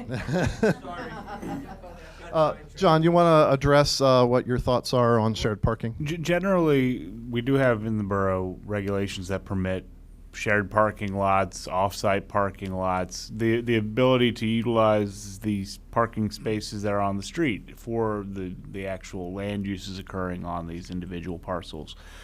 The challenge is always going to be the cost. When it comes to the construction of anything vertical or going down, the cost per space generally becomes prohibitive for a private enterprise. That's why something like the borough becoming involved may be a necessity. Some sort of public-private partnership in that realm would probably be achieved to be able to achieve that, as opposed to just hoping that these individuals are like the hospital builds a garage that would be then open to the public. Ideally, to the shuttle concept earlier, I mean, if we had more parking structures strategically placed throughout the municipality and had a dedicated shuttle system, that'd be ideal and be a total game changer for us. All right, we're a little long in this section. We're only at 8 o'clock, so we're good on time. Other thoughts or concepts, questions, concerns you want to address about phase one, which is the no man's land? Yes. I briefly talked with some people at the table here, and my main concern was when you do phase one, are you just shutting one of the sides of the roads down so that it doesn't disrupt major money makers such as the Remembrance Day Parade, the Memorial Day Parade, the Halloween Parade, things like that? The Remembrance Day Parade is a major brings revenue into Gettysburg in November, and I know you had to shut Steinway down so they didn't use that and they rerouted the parade. What will happen with the Remembrance Day Parade with this project at phase one?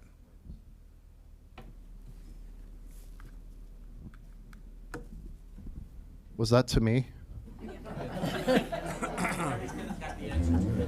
Okay, because I wasn't listening. I was conferring with Peter for a minute. What will happen to the Remembrance Day Parade with phase one? During construction. Oh. We have no idea yet. That The as suggestion was you close one side of the road down, at least you have the other.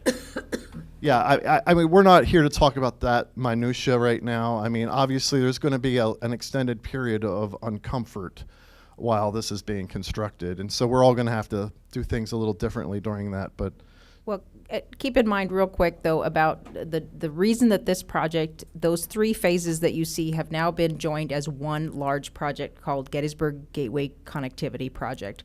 And the reason for that is, that makes it an $18 million project, is the economies of scale that are going into the water, the sewer, and all the infrastructure that we see and love, but all the things that we use that are underneath. And so that'll be phased in a way that we're going to have to look at that. That's clearly not my engineering lane, but one of the things that Main Street is already anticipating is, a management plan to help our businesses survive this construction. If we did this project in 3 phases, meaning if we funded it separately, phase 2B, 1, 2A, that would mean that we would need to seek separate funding for each one. Each one would be done individually, and you're looking at probably 15 to 20 years of construction in those pieces. So if we do this as a large project, this is a 2-year design project, and then the construction end to end would, I'm guessing 2 to 3 years, tell me engineers, which is a long time for a business. I get it. So I'm already reaching out across the country to other downtowns that have done this.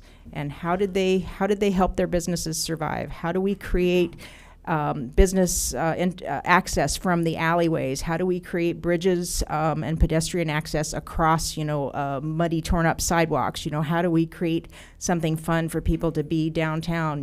Sort of the forgive our mess kind of thing.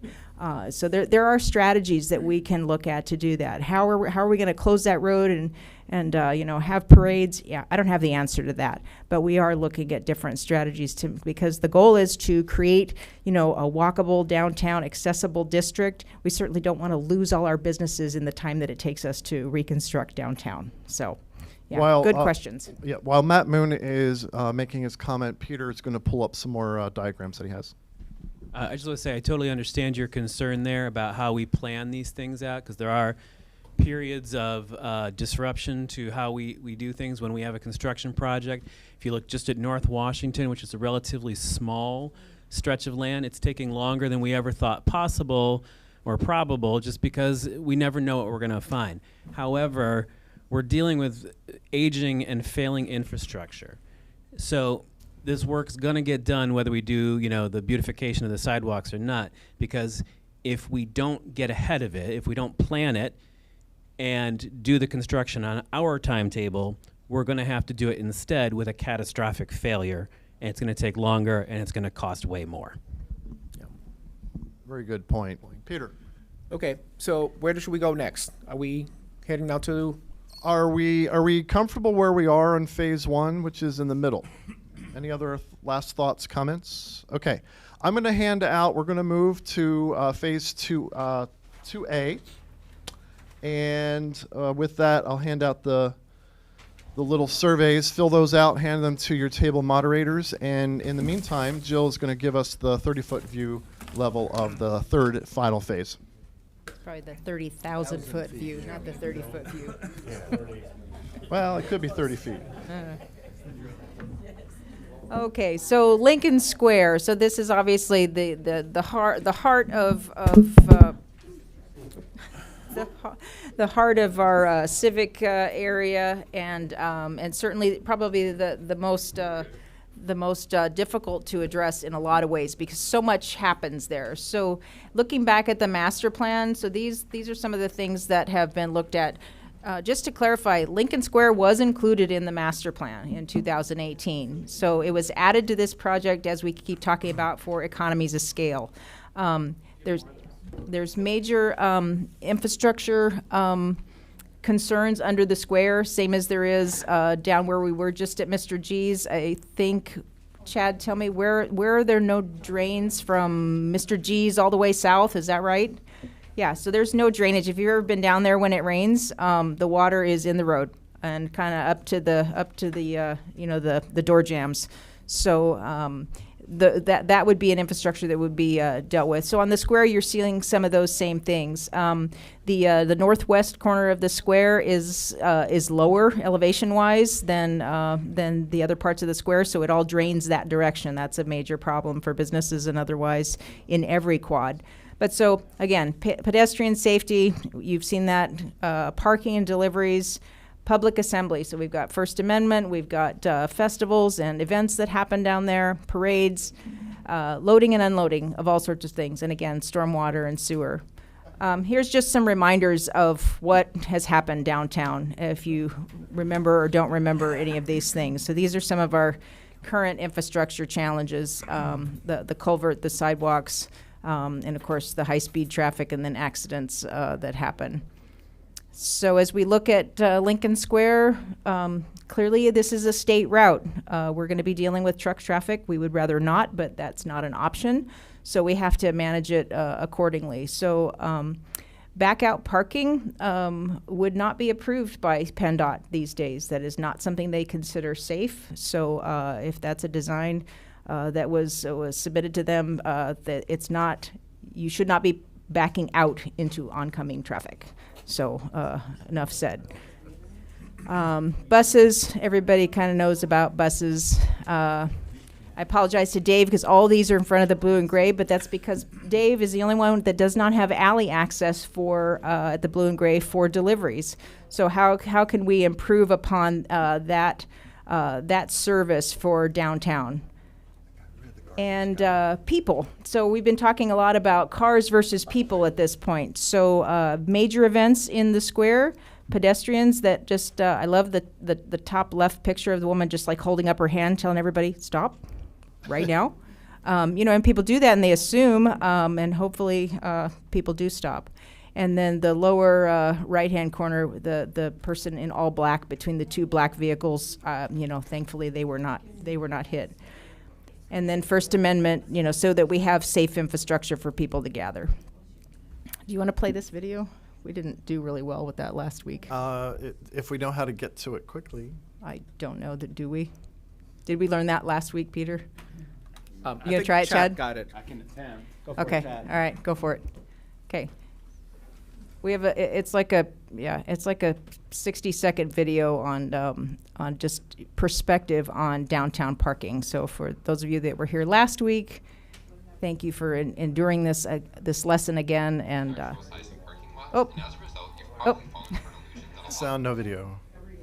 You got to scroll it across. Remember, it's like on an extended screen. There we go. There it is. Ta-da. Good practice. Most people don't realize the Oh, all the way over. Yeah, there. Awesome. Okay. people don't realize the actual size of parking lots, and as a result, you've probably fallen for an illusion that a lot of people never notice. First, let's say you're going to Walmart to get a few things. So you pull into the parking lot, walk in the store, get a few groceries, some new towels, and more toothpaste. You check out, go back to your car, and probably think nothing of this. Next, you drive to your city's downtown for lunch and get frustrated when all of the parking spots in front of the restaurant are taken. So you end up having to park a few blocks down. It might feel like you had to walk forever to get to the restaurant and back to your car, but it turns out this was actually no further than your quick trip to Walmart. And there's two reasons why it doesn't feel like it. First is the sightlines. In a massive parking lot, you get a clear view of your destination as you approach it. In a city, though, everything becomes human scale. You pass visual cues that block your sightlines and give you a sense of distance traveled. But there's also the expectation of dedicated parking. In the US, people are so used to going to a dedicated parking lot to visit one business. And when we can't park directly in front of the business, it doesn't align with that expectation. Even if parking a block down is no different than parking at the end of a Walmart parking lot. Yep. Now you want to Okay. go back to our local. So there you so go. with all that said, we're keeping in mind that scenario doesn't work for everybody. We're already considering ADA access and the people that need dedicated parking. So we're not throwing the baby out with the bathwater here, but that does give us different perspective. So so as you think about Lincoln Square, here's your 15 minutes, and we will reconvene soon. Since this is the big enchilada, we're going to give everyone 20 minutes to talk on this one. Go ahead. Here, let me take that off. Have you thought of I have anything? any. I always park at Jeff's office and walk down. There are no good answers. That's a huge loss of parking. Thank you. In front, you mean to Oh, yeah, eliminate on all the the square. front? Is that what they're doing? That's what they're thinking? Look, No, oh. No. what do you see? These are delivery spaces, like a bus can fit in there. Oh, wow. And the I hotel think we can. came out of last week's meeting saying deliveries on the quadrant where the blue and gray is, maybe bus drop-off, unloading on the hotel side, and then potentially eliminating the other two, or, I mean, no decisions were made, but that was the discussion, I think. Well, it was inferred here that PennDOT would not approve a project because backing out is not acceptable. Yeah, I mean, we're grandfathered in now because it's there, but Okay. if this was a new project, they would never say yes or no. So what's the idea? In front of your place, bus parking, and deliveries? Yes. Right? Yeah, I think so.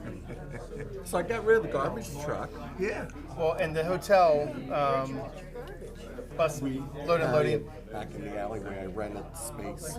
And also hotel guest parking, because guests are going to arrive, and we know you can pull around the back and go in that way, but somebody who's never been to Gettysburg and they're just arrived at the front door of the Hotel Gettysburg, they're not going to know that. So I think I work for Destination Gettysburg, so I know. I think there needs to be some thought for the people, the quick check-in and check-out kind of thing there.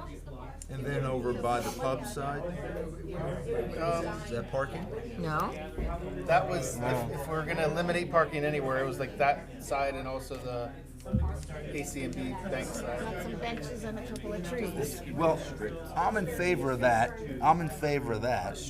I think we should still have parking in the square. But they won't let you back out. No, they will, because it's grandfathered. Yeah, that's just my own personal opinion. I mean, if we took parking away, everyone to put it back, they probably would say no then. But as it is now, I still have it. Yeah. The existing area. Because I'm really taking a curb line out to where you don't see rubber. And so one constraint essentially. You're gonna need more, you're gonna need more parking spots.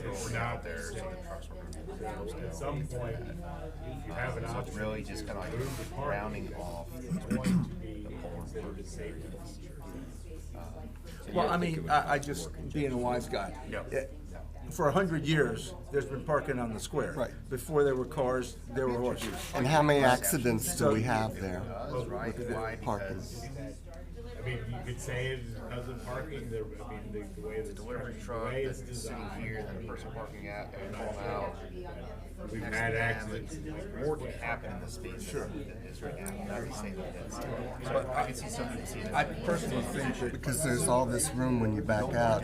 Main traffic's here. You can It's go in your out. little circle. Yeah. Yeah, one of the We do it proposed, if successfully you now. eliminate parking, then you extend the pedestrian area of that quadrant. So that was That's a lot of space. There's 8 on our section. Looks So like there's technically 8. there'd be 24, maybe 23 because this is gone. 2 used for the hotel, so probably 21. And many more businesses than out there. I just, how many people do you think use the parking garage and come to your business? Probably not too many. Yeah, I park at church and walk Which down. is a whole nother issue. We all agreed the signage or how do people know the availability in the parking garage needs to be improved. I mean, other than your section, quadrant, Dave, I don't hear a lot of complaints about parking on the square, only that there's never enough. And there's always, John, there's always gonna be accidents in that, and there has been for a long time. I would. You're running against Vision Zero. So like this and kind of. Oh, I understand. well, if we're concerned about safety, why are we allowing this to be the gathering place for demonstrations and distracted drivers seeing all this going on the sidewalks? Talk about safety. That's a bigger safety distraction than one person backing out when there isn't even traffic in this area. Just saying. So it's like. Yeah, and I was curious myself. Obviously, it's the First Amendment rights, but do we have to allow it there? No. Can it be permitted somewhere else in the borough? Yes. Yes. Yes. They can This say is no. the most dangerous area in the whole borough. No one will disagree with that. But that's really why Gettysburg exists, because it's a transportation hub, and that's what we got to deal with. Yeah, I guess my feeling is that even if we cut down a few of the places in front of the hotel and bumped out, just my opinion from what I've seen, that's doable. If buses are over here and deliveries, that's doable, but why not leave this for ADA and for whatever other parking there is? Was there 8 spaces in each quadrant? Just about, yeah. Yeah. So you're talking about leaving 15 spaces, roughly, and I hear you, John. Everybody wants it zero okay. parking. I don't think that's realistic. Just my opinion. Yeah. It might work. Right. Yeah. Exactly. Thank you, Peter. Yeah. Yes. Deal with the problems as they are. Or can it be engineered? Yep. in Cool. Thank you. 20 years' Appreciate you time coming. That if all this stuff with autonomous vehicles. happens, that can disappear. I think you had the idea last time, and I drew it just here, but it's like almost like each quadrant has its own function. So here's blue and gray corner, like that. Its area Deliveries. is deliveries and tour bus for the hotel. The bakery has maybe the handicap locations kind of centered there, and then this would have no, like it just full blown event space without the parking bays in there.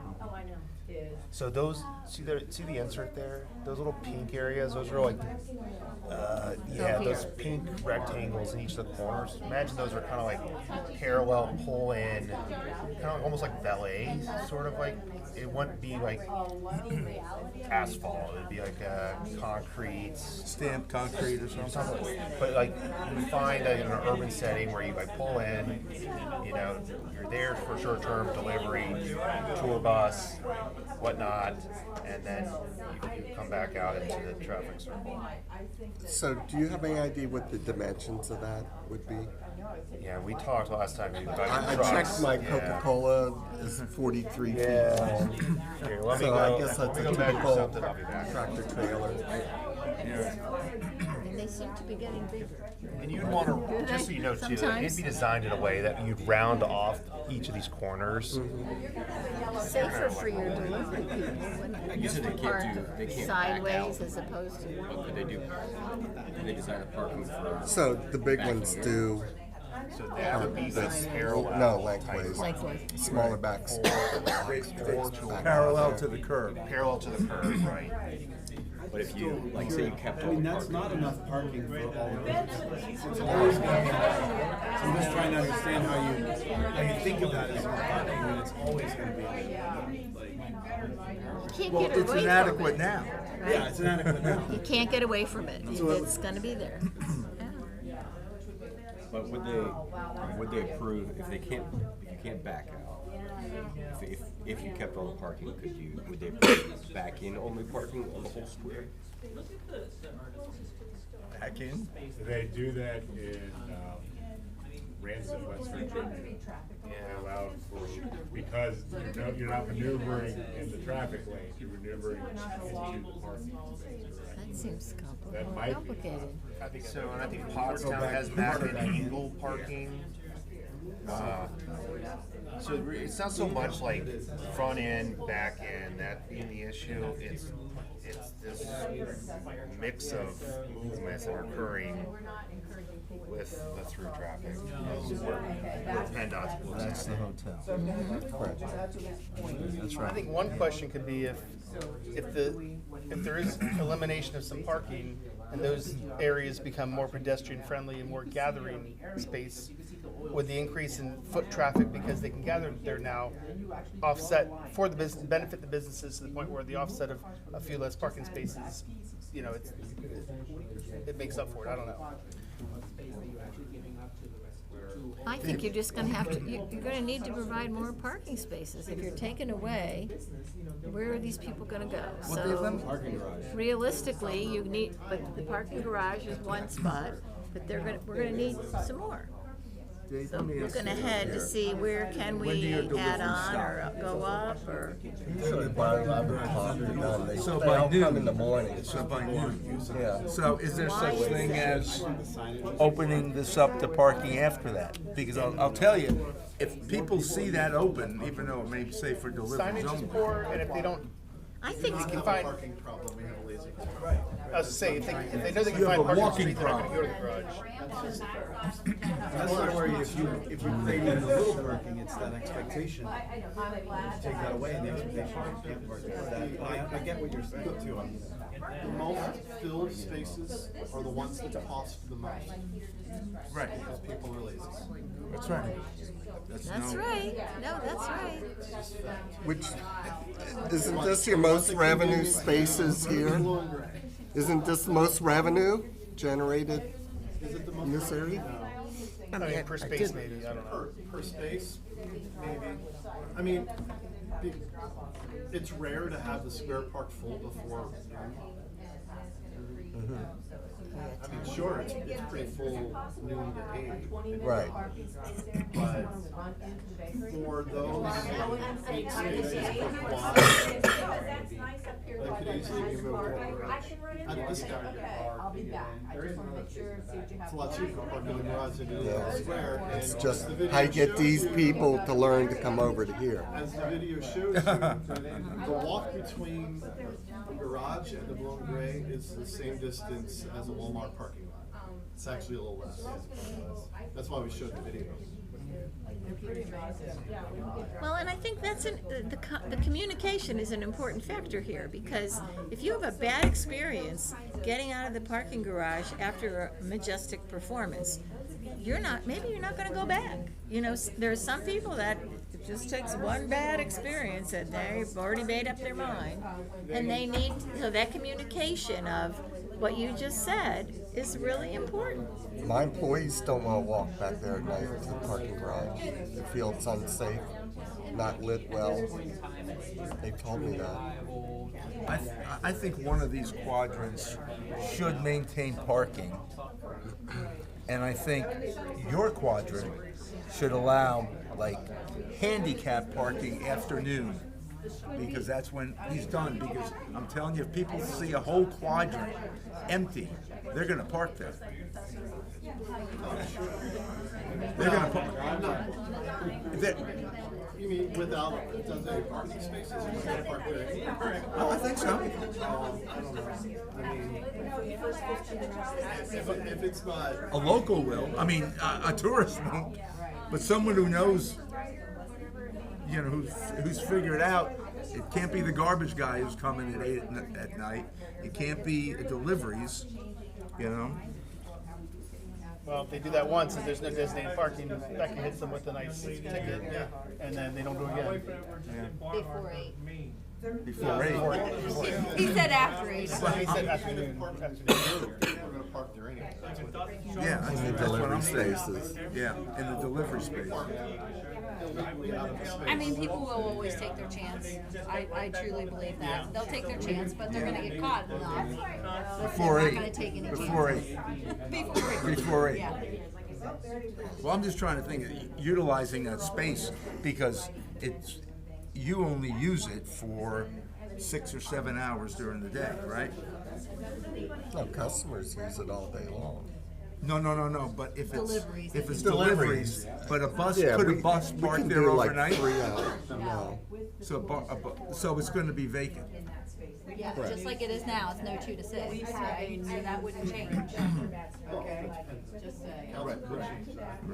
No, but yeah, I got it. Even if I don't address that now, in 10 years, somebody else can address that. Right. Okay. I think there's an argument for that, so cut down the DUIs, but you know. Opportunities to create those partnerships for parking, for shuttle. I think it's a hard sell to say absolutely no parking in the square.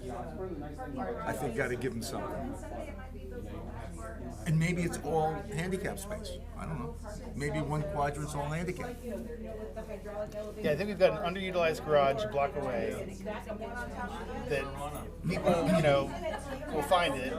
And I'm not saying no parking in the square, but you limit some parking, and then the benefits of that becoming more of the hub of the living room of Gettysburg, I think benefits all those businesses.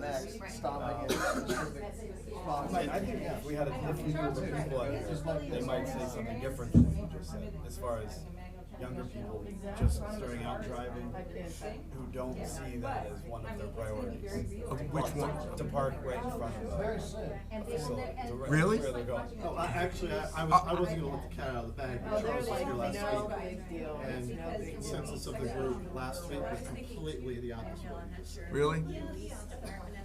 I I've built buildings in Baltimore. I've built buildings in Baltimore, and I'll tell you, people will want to put, if they could, put their car on an elevator and park it next to their desk. And I don't care. And yeah, and it's a walking problem. It's not a parking problem. Yeah, I'll give my 2 cents. generational So, issue, too. before I started working at CSD, I was considered a tourist because I live in Chambersburg. So the only time I came to Gettysburg was when somebody came to visit me and wanted to come to Gettysburg. I avoided the square as much as possible. I would not park down there. I always parked actually in the garage or by the garage. So I would never even think about parking on the square itself. But that's just me as a tourist. But Right, now that's a at visitor, CSD, right. I have parking at the office. But yeah, just as a tourist, I wouldn't park there.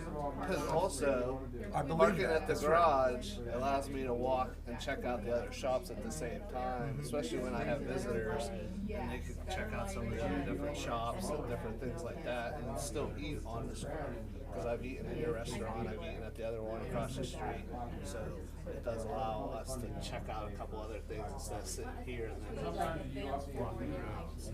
And Dave has a point, if his employees and maybe even patrons are uncomfortable at night walking from the Will and Gray to the garage, maybe that becomes part of this project, is beautifying and improving that part of access.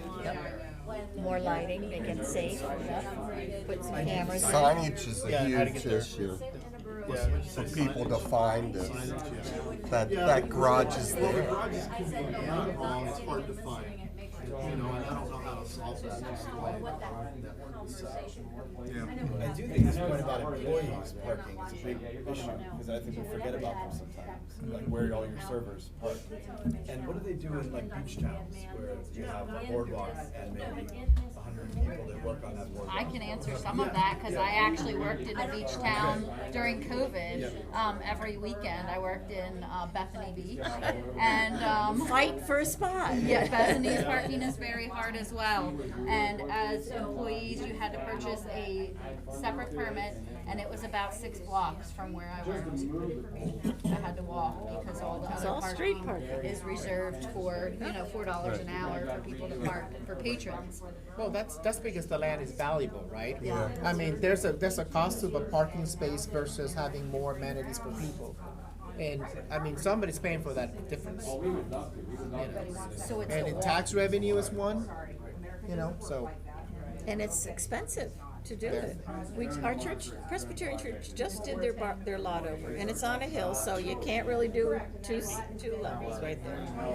$90,000, and people wonder why we are going to limit spaces, and people have to pay for spaces because we can't afford to do it. The planning commission once looked at an aerial map of Gettysburg and saw all these surface lots, like interior surface lots, like the one Mary mentioned behind Memphis. Oh, yeah. St. Francis doesn't Memphis. But, you know, Well, the one behind the it, one she was behind. talking. Yeah, right, the one behind him.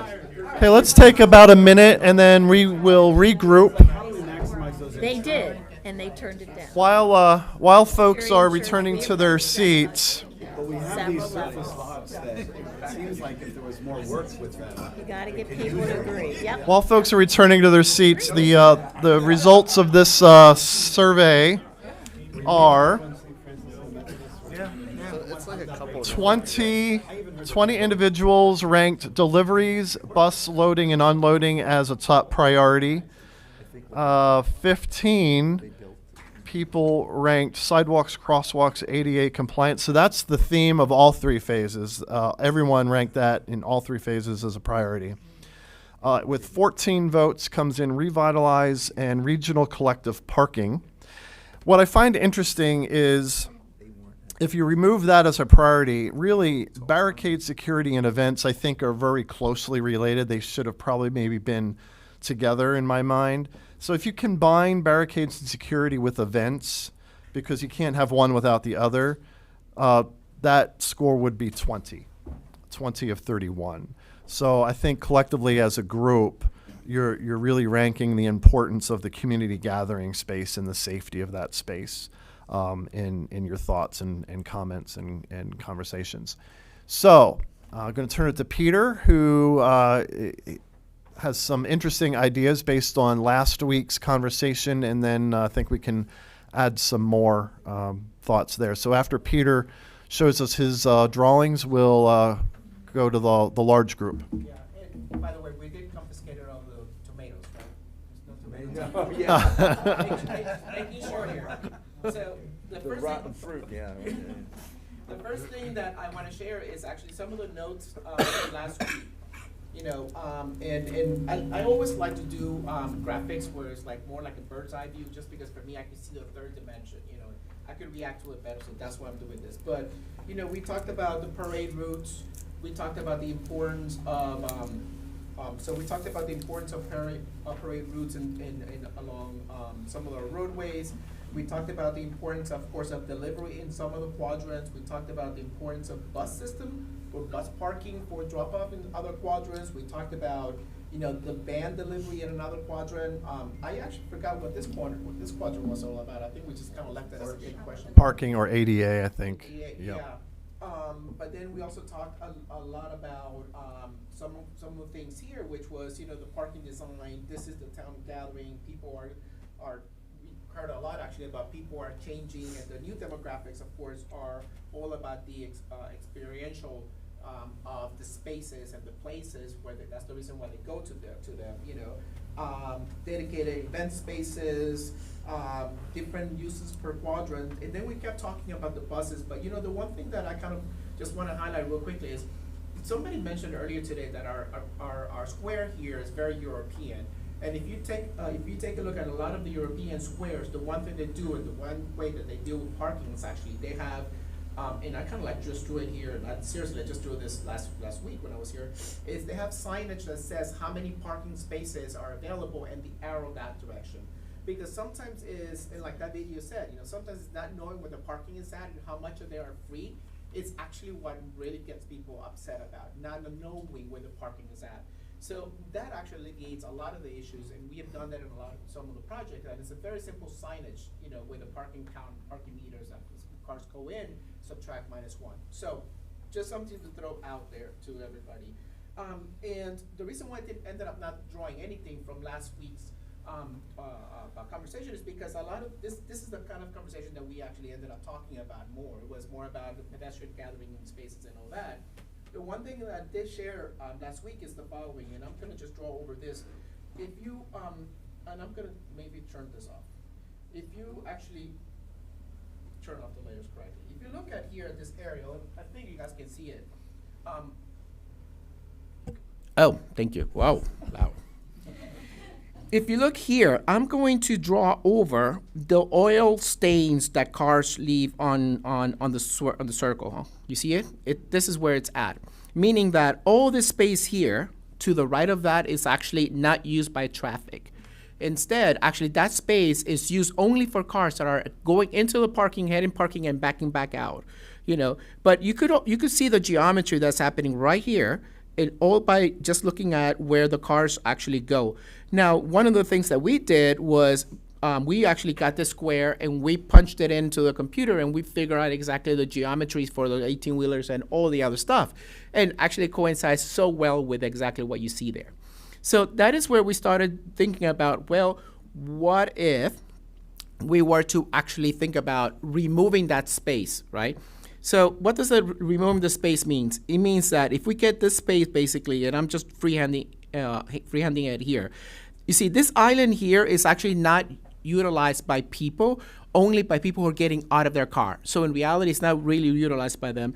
The space here and the space here, and that is between the parking meter and the side and the edge of the curb, is not used by anybody because the cars are too close to it. And you know, one of the places that I always stay at the hotel here, just because I love to look at the square. And if you look at people gathering, they either gather here or they gather here, and that's about it. You know, in this case, the hotel have the tables here, which is really, really great, but that's it. And now that means that all this space here is actually not used at all by pedestrians to actually use, or by the restaurants, or by, you know, the borough if they want to do you know, I don't know, bingo night or something out there. You know, it's not used by any of those. So if we were to actually think of that, and here's where I'm going to spill the beans, and we do something like this, okay? Now, no tomatoes yet, but here's the thinking. So notice how I'm keeping the same geometry, so that still functions with the cars, 18-wheelers, you know, fire trucks, people, motorcycle, no problem. They'll go through it, no problem. We are still keeping the crosswalk where they're at, okay? And instead, what we're doing is we're creating a band here that is actually more like a free-flowing zone, if you will, but it's actually like the pavers are different or different color of concrete and things. But what this does do is this actually generates this little almost like a football space, generates 40% more space per quadrant that could be used for whatever you guys want to use in that quadrant. So last week we talked about one of the quadrants could be for a bus, stopping, or in the morning it could be for delivery trucks, or it could be for handicap parking. All of those events, all of those things could actually function in a space that you don't dedicate it to one thing. And that's the one critical point. Right now, the space, that 40% is only for cars, is designed only for cars, and nothing else is going to happen but cars. If you remove that and you allow more flexible space, it could be whatever you want. So keep that in mind. Now, what does that mean in terms of like restaurants? Is that, there are multiple ways that you could do this, but one idea is you could have a whole bunch of poles that you could string lights to it. You could also have canvas that you could attach to it. In the case of the hotel, I would imagine that they probably would want to have actually more outdoor dining with tables. But this space here, and we measure it real quickly here, but if I went from point here to point here, and we measure it at being at 88 feet, right? 88 feet, which an 18-wheeler of the longest type, the type that they use to carry around the shuttles and all that, those things are 78 feet, right? So like a commercial vehicle. So we're still left off with 10 feet, meaning that this flex space could actually function for delivery truck, for buses, for handicap if needed. Like, let's say if there's no function at the moment and, it's a very low day, this whole week is going to be miserable because the weather is bad, then just let the handicap actually park there. How does that work? Well, the way that works is the following. And if you notice that here I have a swath and, like this chicken scratches like grass, right? So the idea is you create a hedge of area of landscaping. And Todd taught me that, if you don't want people to get too close to the street because that the cars are going to go here, then you create a swath of green that is about 2 feet. So that way people don't get too close to the edge. Okay, so you do that. And then on this space, the flexible space, you have it so that this area here is mountable curb so that cars or trucks or anything could actually mount up there. When you're not using it for trucks, when you're not going to use it for buses, then you could actually have planters or something else here that would detract cars or trucks from using it. So that is the flexibility, is that it could function different for different reasons. The other thing that this does is that if you notice, there's this tiny little pork chops here, and that is actually so that when cars are coming here, they know they have to make a right turn or they're going to go straight. Okay. One thing that I did, and just because I thought that the center looked too barren, is that I created this kind of like a diamond shape. And again, it's all looking at the geometries of the trucks and the cars that are using your space, which means that this is actually the geometry that cars really does. This part here, they actually don't touch very much. And so what the thinking here is that area could actually be the same concrete as the flex space, and that is more like a visual cue, more than actual usable space for pedestrian. It's just for people, so that when you look at it, you have a diamond in the middle, it's with a circle in the middle of that.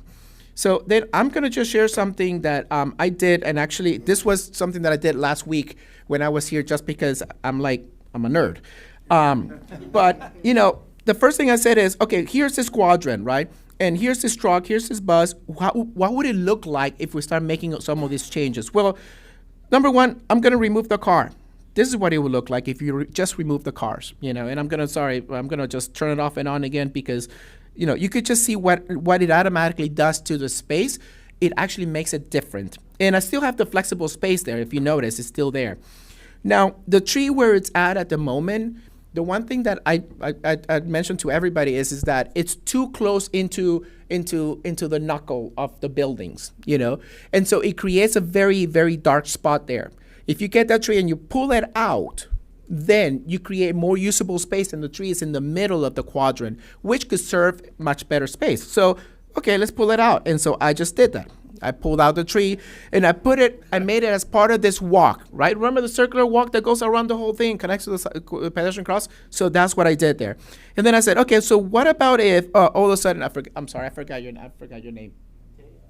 Dave. All of a sudden, Dave, I know you're going to hate this, but here we are. All of a sudden, Dave says, I'm going to go out, I'm going to buy a lot more tables, I'm going to have to expand my kitchen by 100%. And what would that look like? And so I went ahead and I did that. I added a couple of tables there, So imagine that this is the visual difference that you have between a space that is for cars or a space that is for pedestrian. And then, there's also the other crazy idea, which I mentioned about sails. It's something that people use a lot. Basically, they have just columns and then they either string lights between the columns or they put the sails that if it's the winter's coming, it's going to be snowing, you take off the sail. If it's not, you put it back on. You could uplight them from below so they could change color depending on what the celebration is. And what would that look like? Well, we could put one sail or we could put two sails there, And then the one thing that I kind of I just put like the planters and then the movable planters there on the side. But if you notice on this side here, what I did was I looked at creating that 2-foot buffer that I mentioned in the corner, be able to raise it up, have some very low edge because you don't want to obstruct visibility of cars as they're making the right turn, but you do want to stop people from going into where the cars are driving. So this is actually what it would look like if you were to then get that 40% space that is given over to car and actually give it over to pedestrian and your businesses and yourselves, right? And your tourism and people like me that come and walk around.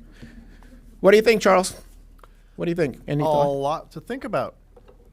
You want to talk about the event space, like the parklet? Oh, yes, I do have that. So while Peter's pulling that up, during COVID, we all know we experimented with the outdoor parklets.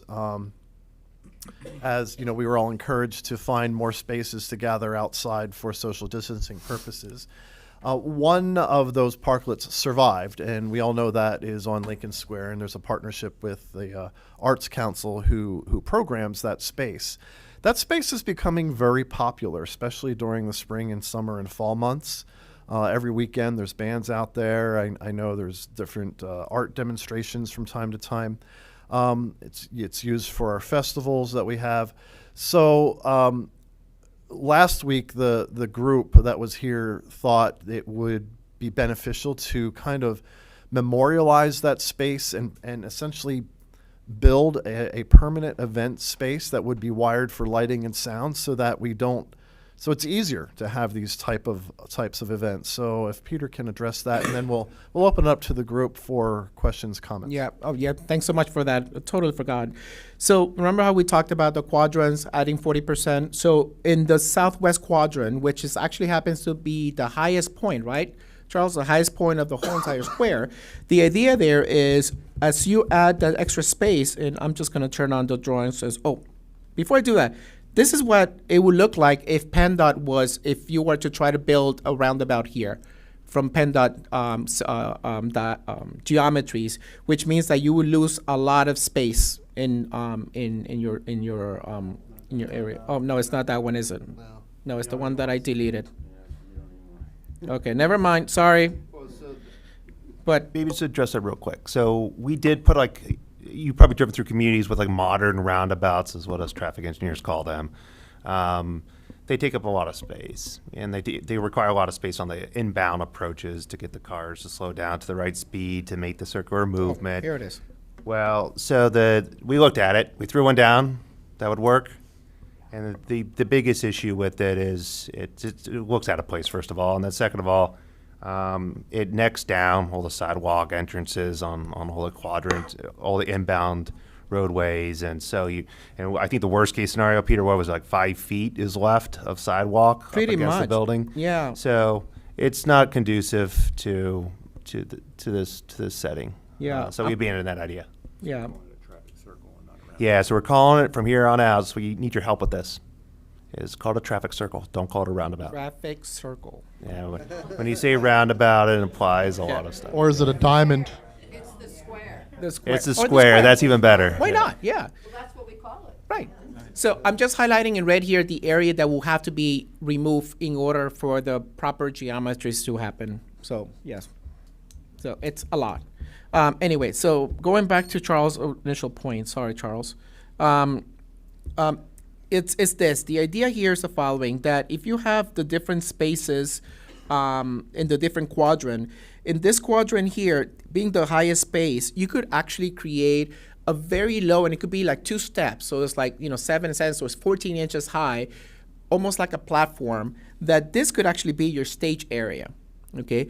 Now, the way this will work is that as you're redoing the whole entire square, you actually wire, so that all the quadrants are interconnected. So you have a lot of small speakers. You don't have one blasting speaker that's going to make everybody deaf, right? You have a lot of speakers throughout the whole entire space.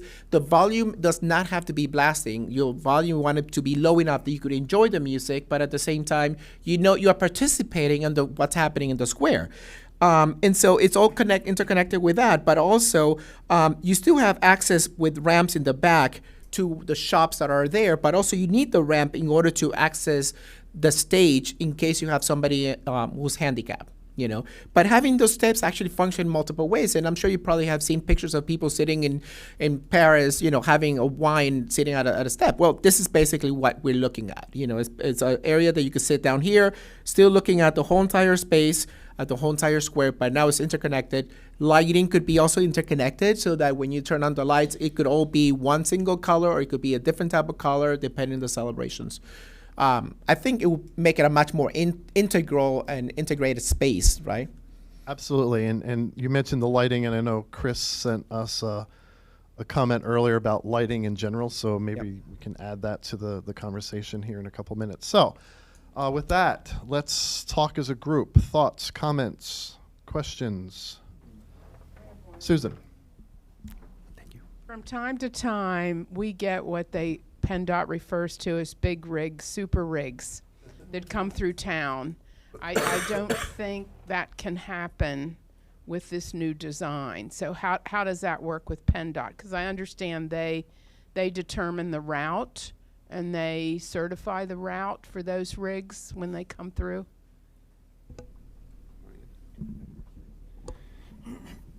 I'll address the permitting. Yeah, you're correct. Anything that's oversized or overweight is permitted through PennDOT, and they have this system called APRIS that routes them, that gives them the route that is, per their permit. Then, I would say for this design that Peter spent some time going through there, it's really no different in terms of its lateral and horizontal, vertical and horizontal kind of like obstruction. With maybe the sails or something like that would be an issue. But I don't see a whole lot of concern with it in this. Now, with that modern roundabout that I showed you there briefly, yeah, a lot more concern there. But I think the bottom line is that we did consider that, and this one still works. Even if they had those places where we have a location for the loading and unloading for the buses or the unloading trucks. An oversized vehicle could use that. It can drive up onto that mountable curb and use that space. So we've talked about that with PennDOT, and they didn't have so far. They haven't said that they have any issues. Of course, we have to go through a lot of permitting with them over the next 2 years, but so far it doesn't seem like that's going to be a major issue. But it's a good question. Yeah. So I just kind of color right there the whole area that a truck could actually get on top of. Because a lot of the stuff that I'm showing you is just colored concrete that is at the level of the roadway, mountable curb, so it's not like it would detract anybody. But obviously, PennDOT would definitely look at whatever design we come up with, make sure that it checks our boxes. Each time you've drawn that, you've sort of shown a truck kind of going from 12 o'clock to 9 o'clock or 9 o'clock to 6 o'clock. Most of our truck traffic, though, is going to be east to west, west to east. So how does that change if somebody has to go through straight through, even especially with a oversized truck? It's the same. We actually modeled it on the computer, and it works just fine. Yeah, because again, this. Sorry. Oh my goodness. Sorry. Hold on. Because this here is mountable, so a truck could even mount this little pork chops. They're also mountable. All this space is mountable, so a truck can do all this that they need to, if needed. So Yeah, it will still work. Straight through, so, yeah. Robbie, Oh, sorry. I want to ask Robbie. Go ahead, Robbie. What, let me back up. How often, in your mind, do the trucks hit the curb now? Quite a bit. Right. And you- But that would be a mountable curve. That would be the Right. advantage to going to mountable.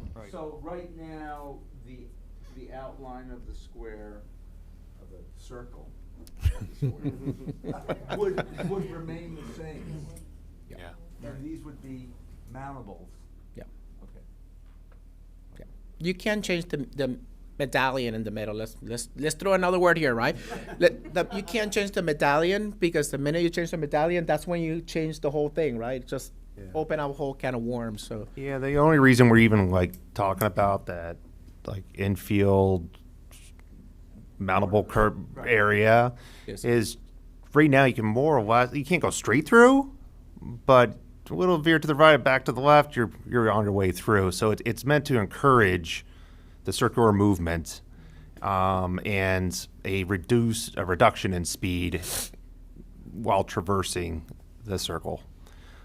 So without going with the grandiose roundabout, it's meant that pavement application would be to encourage, a wider turn. Right. Mm-hmm. Can you make the circle smaller? Yeah. Peter? I don't think so. no, we can't. We couldn't. I tried. Trust me, I tried. All right. Sorry. Go ahead. Dave, and then we'll go to Bo. With the medallion there, aren't you really slowing down traffic through that circle by at least a third? Mhm. Because right now there's almost 2 lanes of traffic around the circle. So what's that going to look like backing up all through town, all directions, by putting those medallions? Plus, then again, when they plow the snow, what do those sort of little things do? Because won't you have snow building up in the scallop areas and then turning to ice because they won't be able to plow it down flat? Oh, I don't know. You mean the pork chops, not the medallion. The medallion is a circle, right? You mean the little. Right in the circle. Yeah. Oh, the whole thing is literally looks more like an apron. So it's all mountable all over the place. So the snow plow could go around it. But it won't be flat, so no, they won't be able to get down to the surface. They won't be able to get Rob? Because it'll I be mean- on a little bit of an angle. It'll be raised. Whether it's mountable or flat with a contrasted surface, that's to be determined as so that type of issue, I think, is something that needs to be overcome in But design. you agree it's going to slow down traffic, and the traffic's Right. going to back up through Yep. the whole town. Yeah, so if you go to like a modern roundabout, you come in and it kind of pushes you off to the right. So you're kind of entering the circular flow like parallel to it, right? We can't achieve that with the approaches in the square, right? It's straight in. It's a 9-degree right into the circle. So the outside of the medallion there is meant to encourage that movement to the right visually, with surface treatment or mountable to be determined.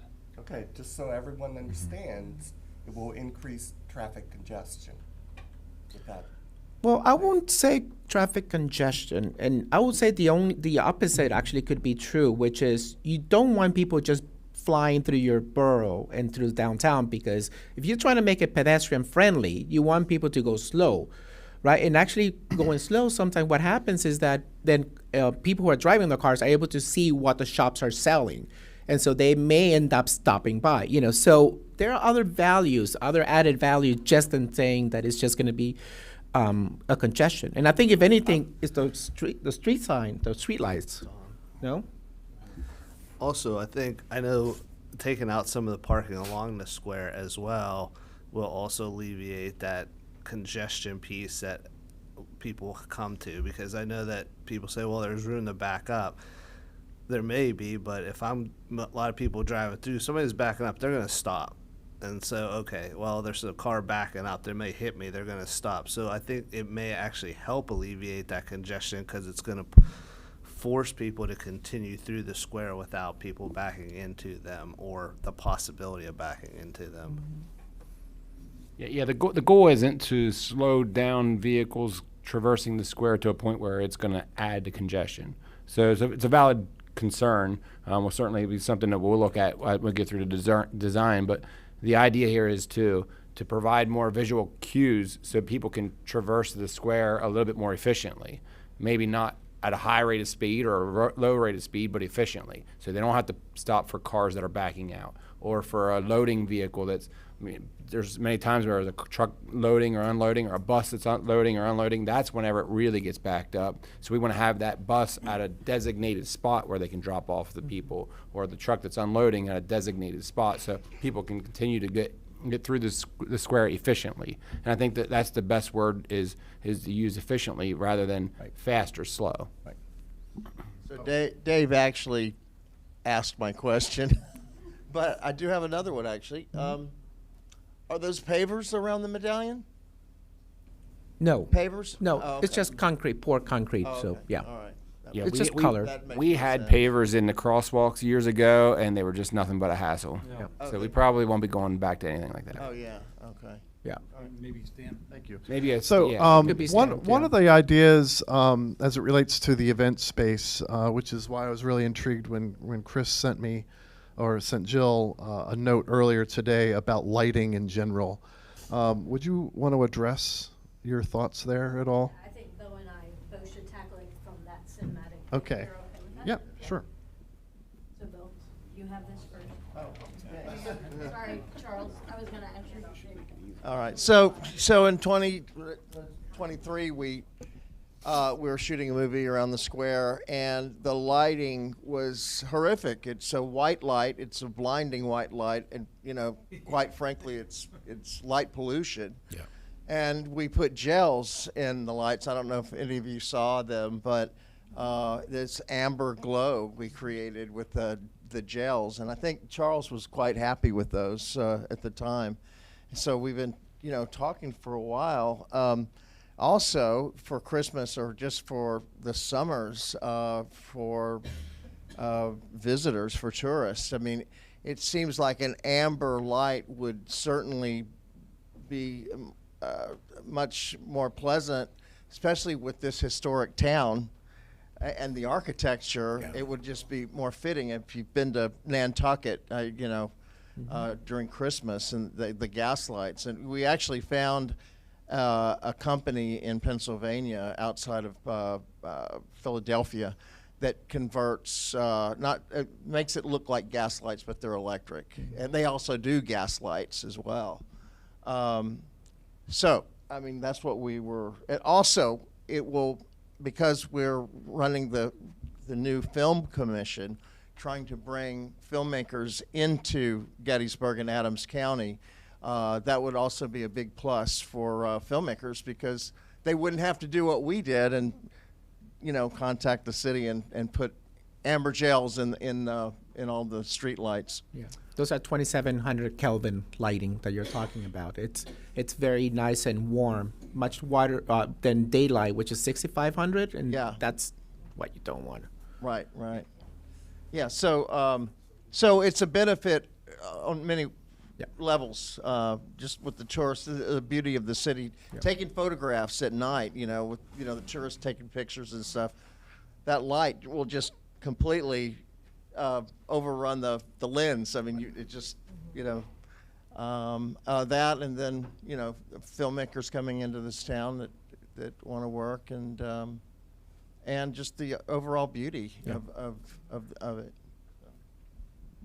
The one thing I did during when we filmed, we obviously have footage of what it looked like with amber and the lighting you're talking about. And the end of Christmas last year, I went out into the streets like about midnight when nobody was there, and I took photos of it just in the lighting that we have.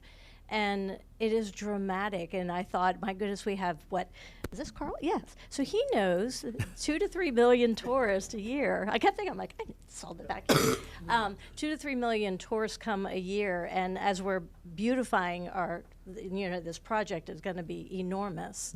It's time to actually think about, the lighting because when you have tourists that are snapping an iPhone constantly, and they are posting from this town all the time, that is one of the biggest advertisers that you have are the people that come to visit, who live here, and who are posting.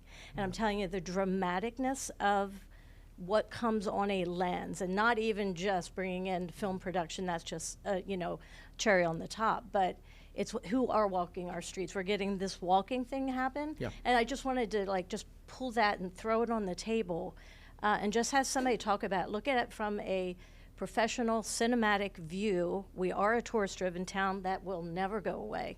That is very worthy to just throw in there. So just wanted to kind of propose that right now. So That's a great just to point. consider, okay? Yeah. Thank you. Yeah, and I think we started talking about that, right, Charles? I mean, we looked at the whole idea of having cafe lighting that is Yes. more even light versus hotspots. Yep. The other thing to add on to what Bo and Chris were talking about, I know we have Black Balloon Day.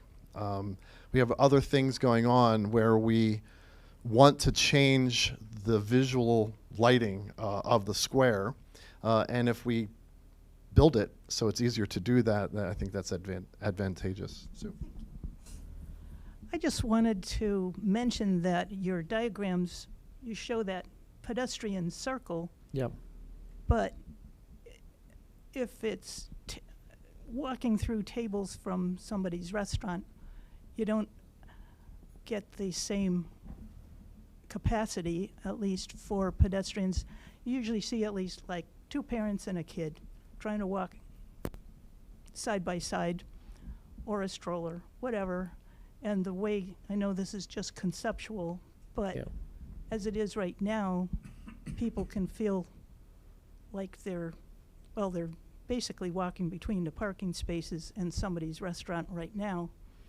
So if you take away the parking spaces, it should provide more pedestrian. Yeah. That's exactly it. And can I just tell you that the magic that they do in Europe is they never, so when I did a project in Pittsburgh, which is because of COVID, we had Penn Avenue, and we were trying to get more outdoor dining, so the restaurants would fail, right? And we had to fight the city because the city had this law, or the state had this law, that if this is the wall of the restaurant, the tables have to be next to the wall, instead of being separated by sidewalk. And because we took away a whole entire travel lane, I wanted to put the tables where the travel lane used to be. And my point to the city was, look at the way they do it in Europe. In Europe, you walk next to both sides of the table. And you know why they do that? It's because you can smell the food and you want to go and sit there. You see the good, so you want to go and participate in that. So there's a logic to it.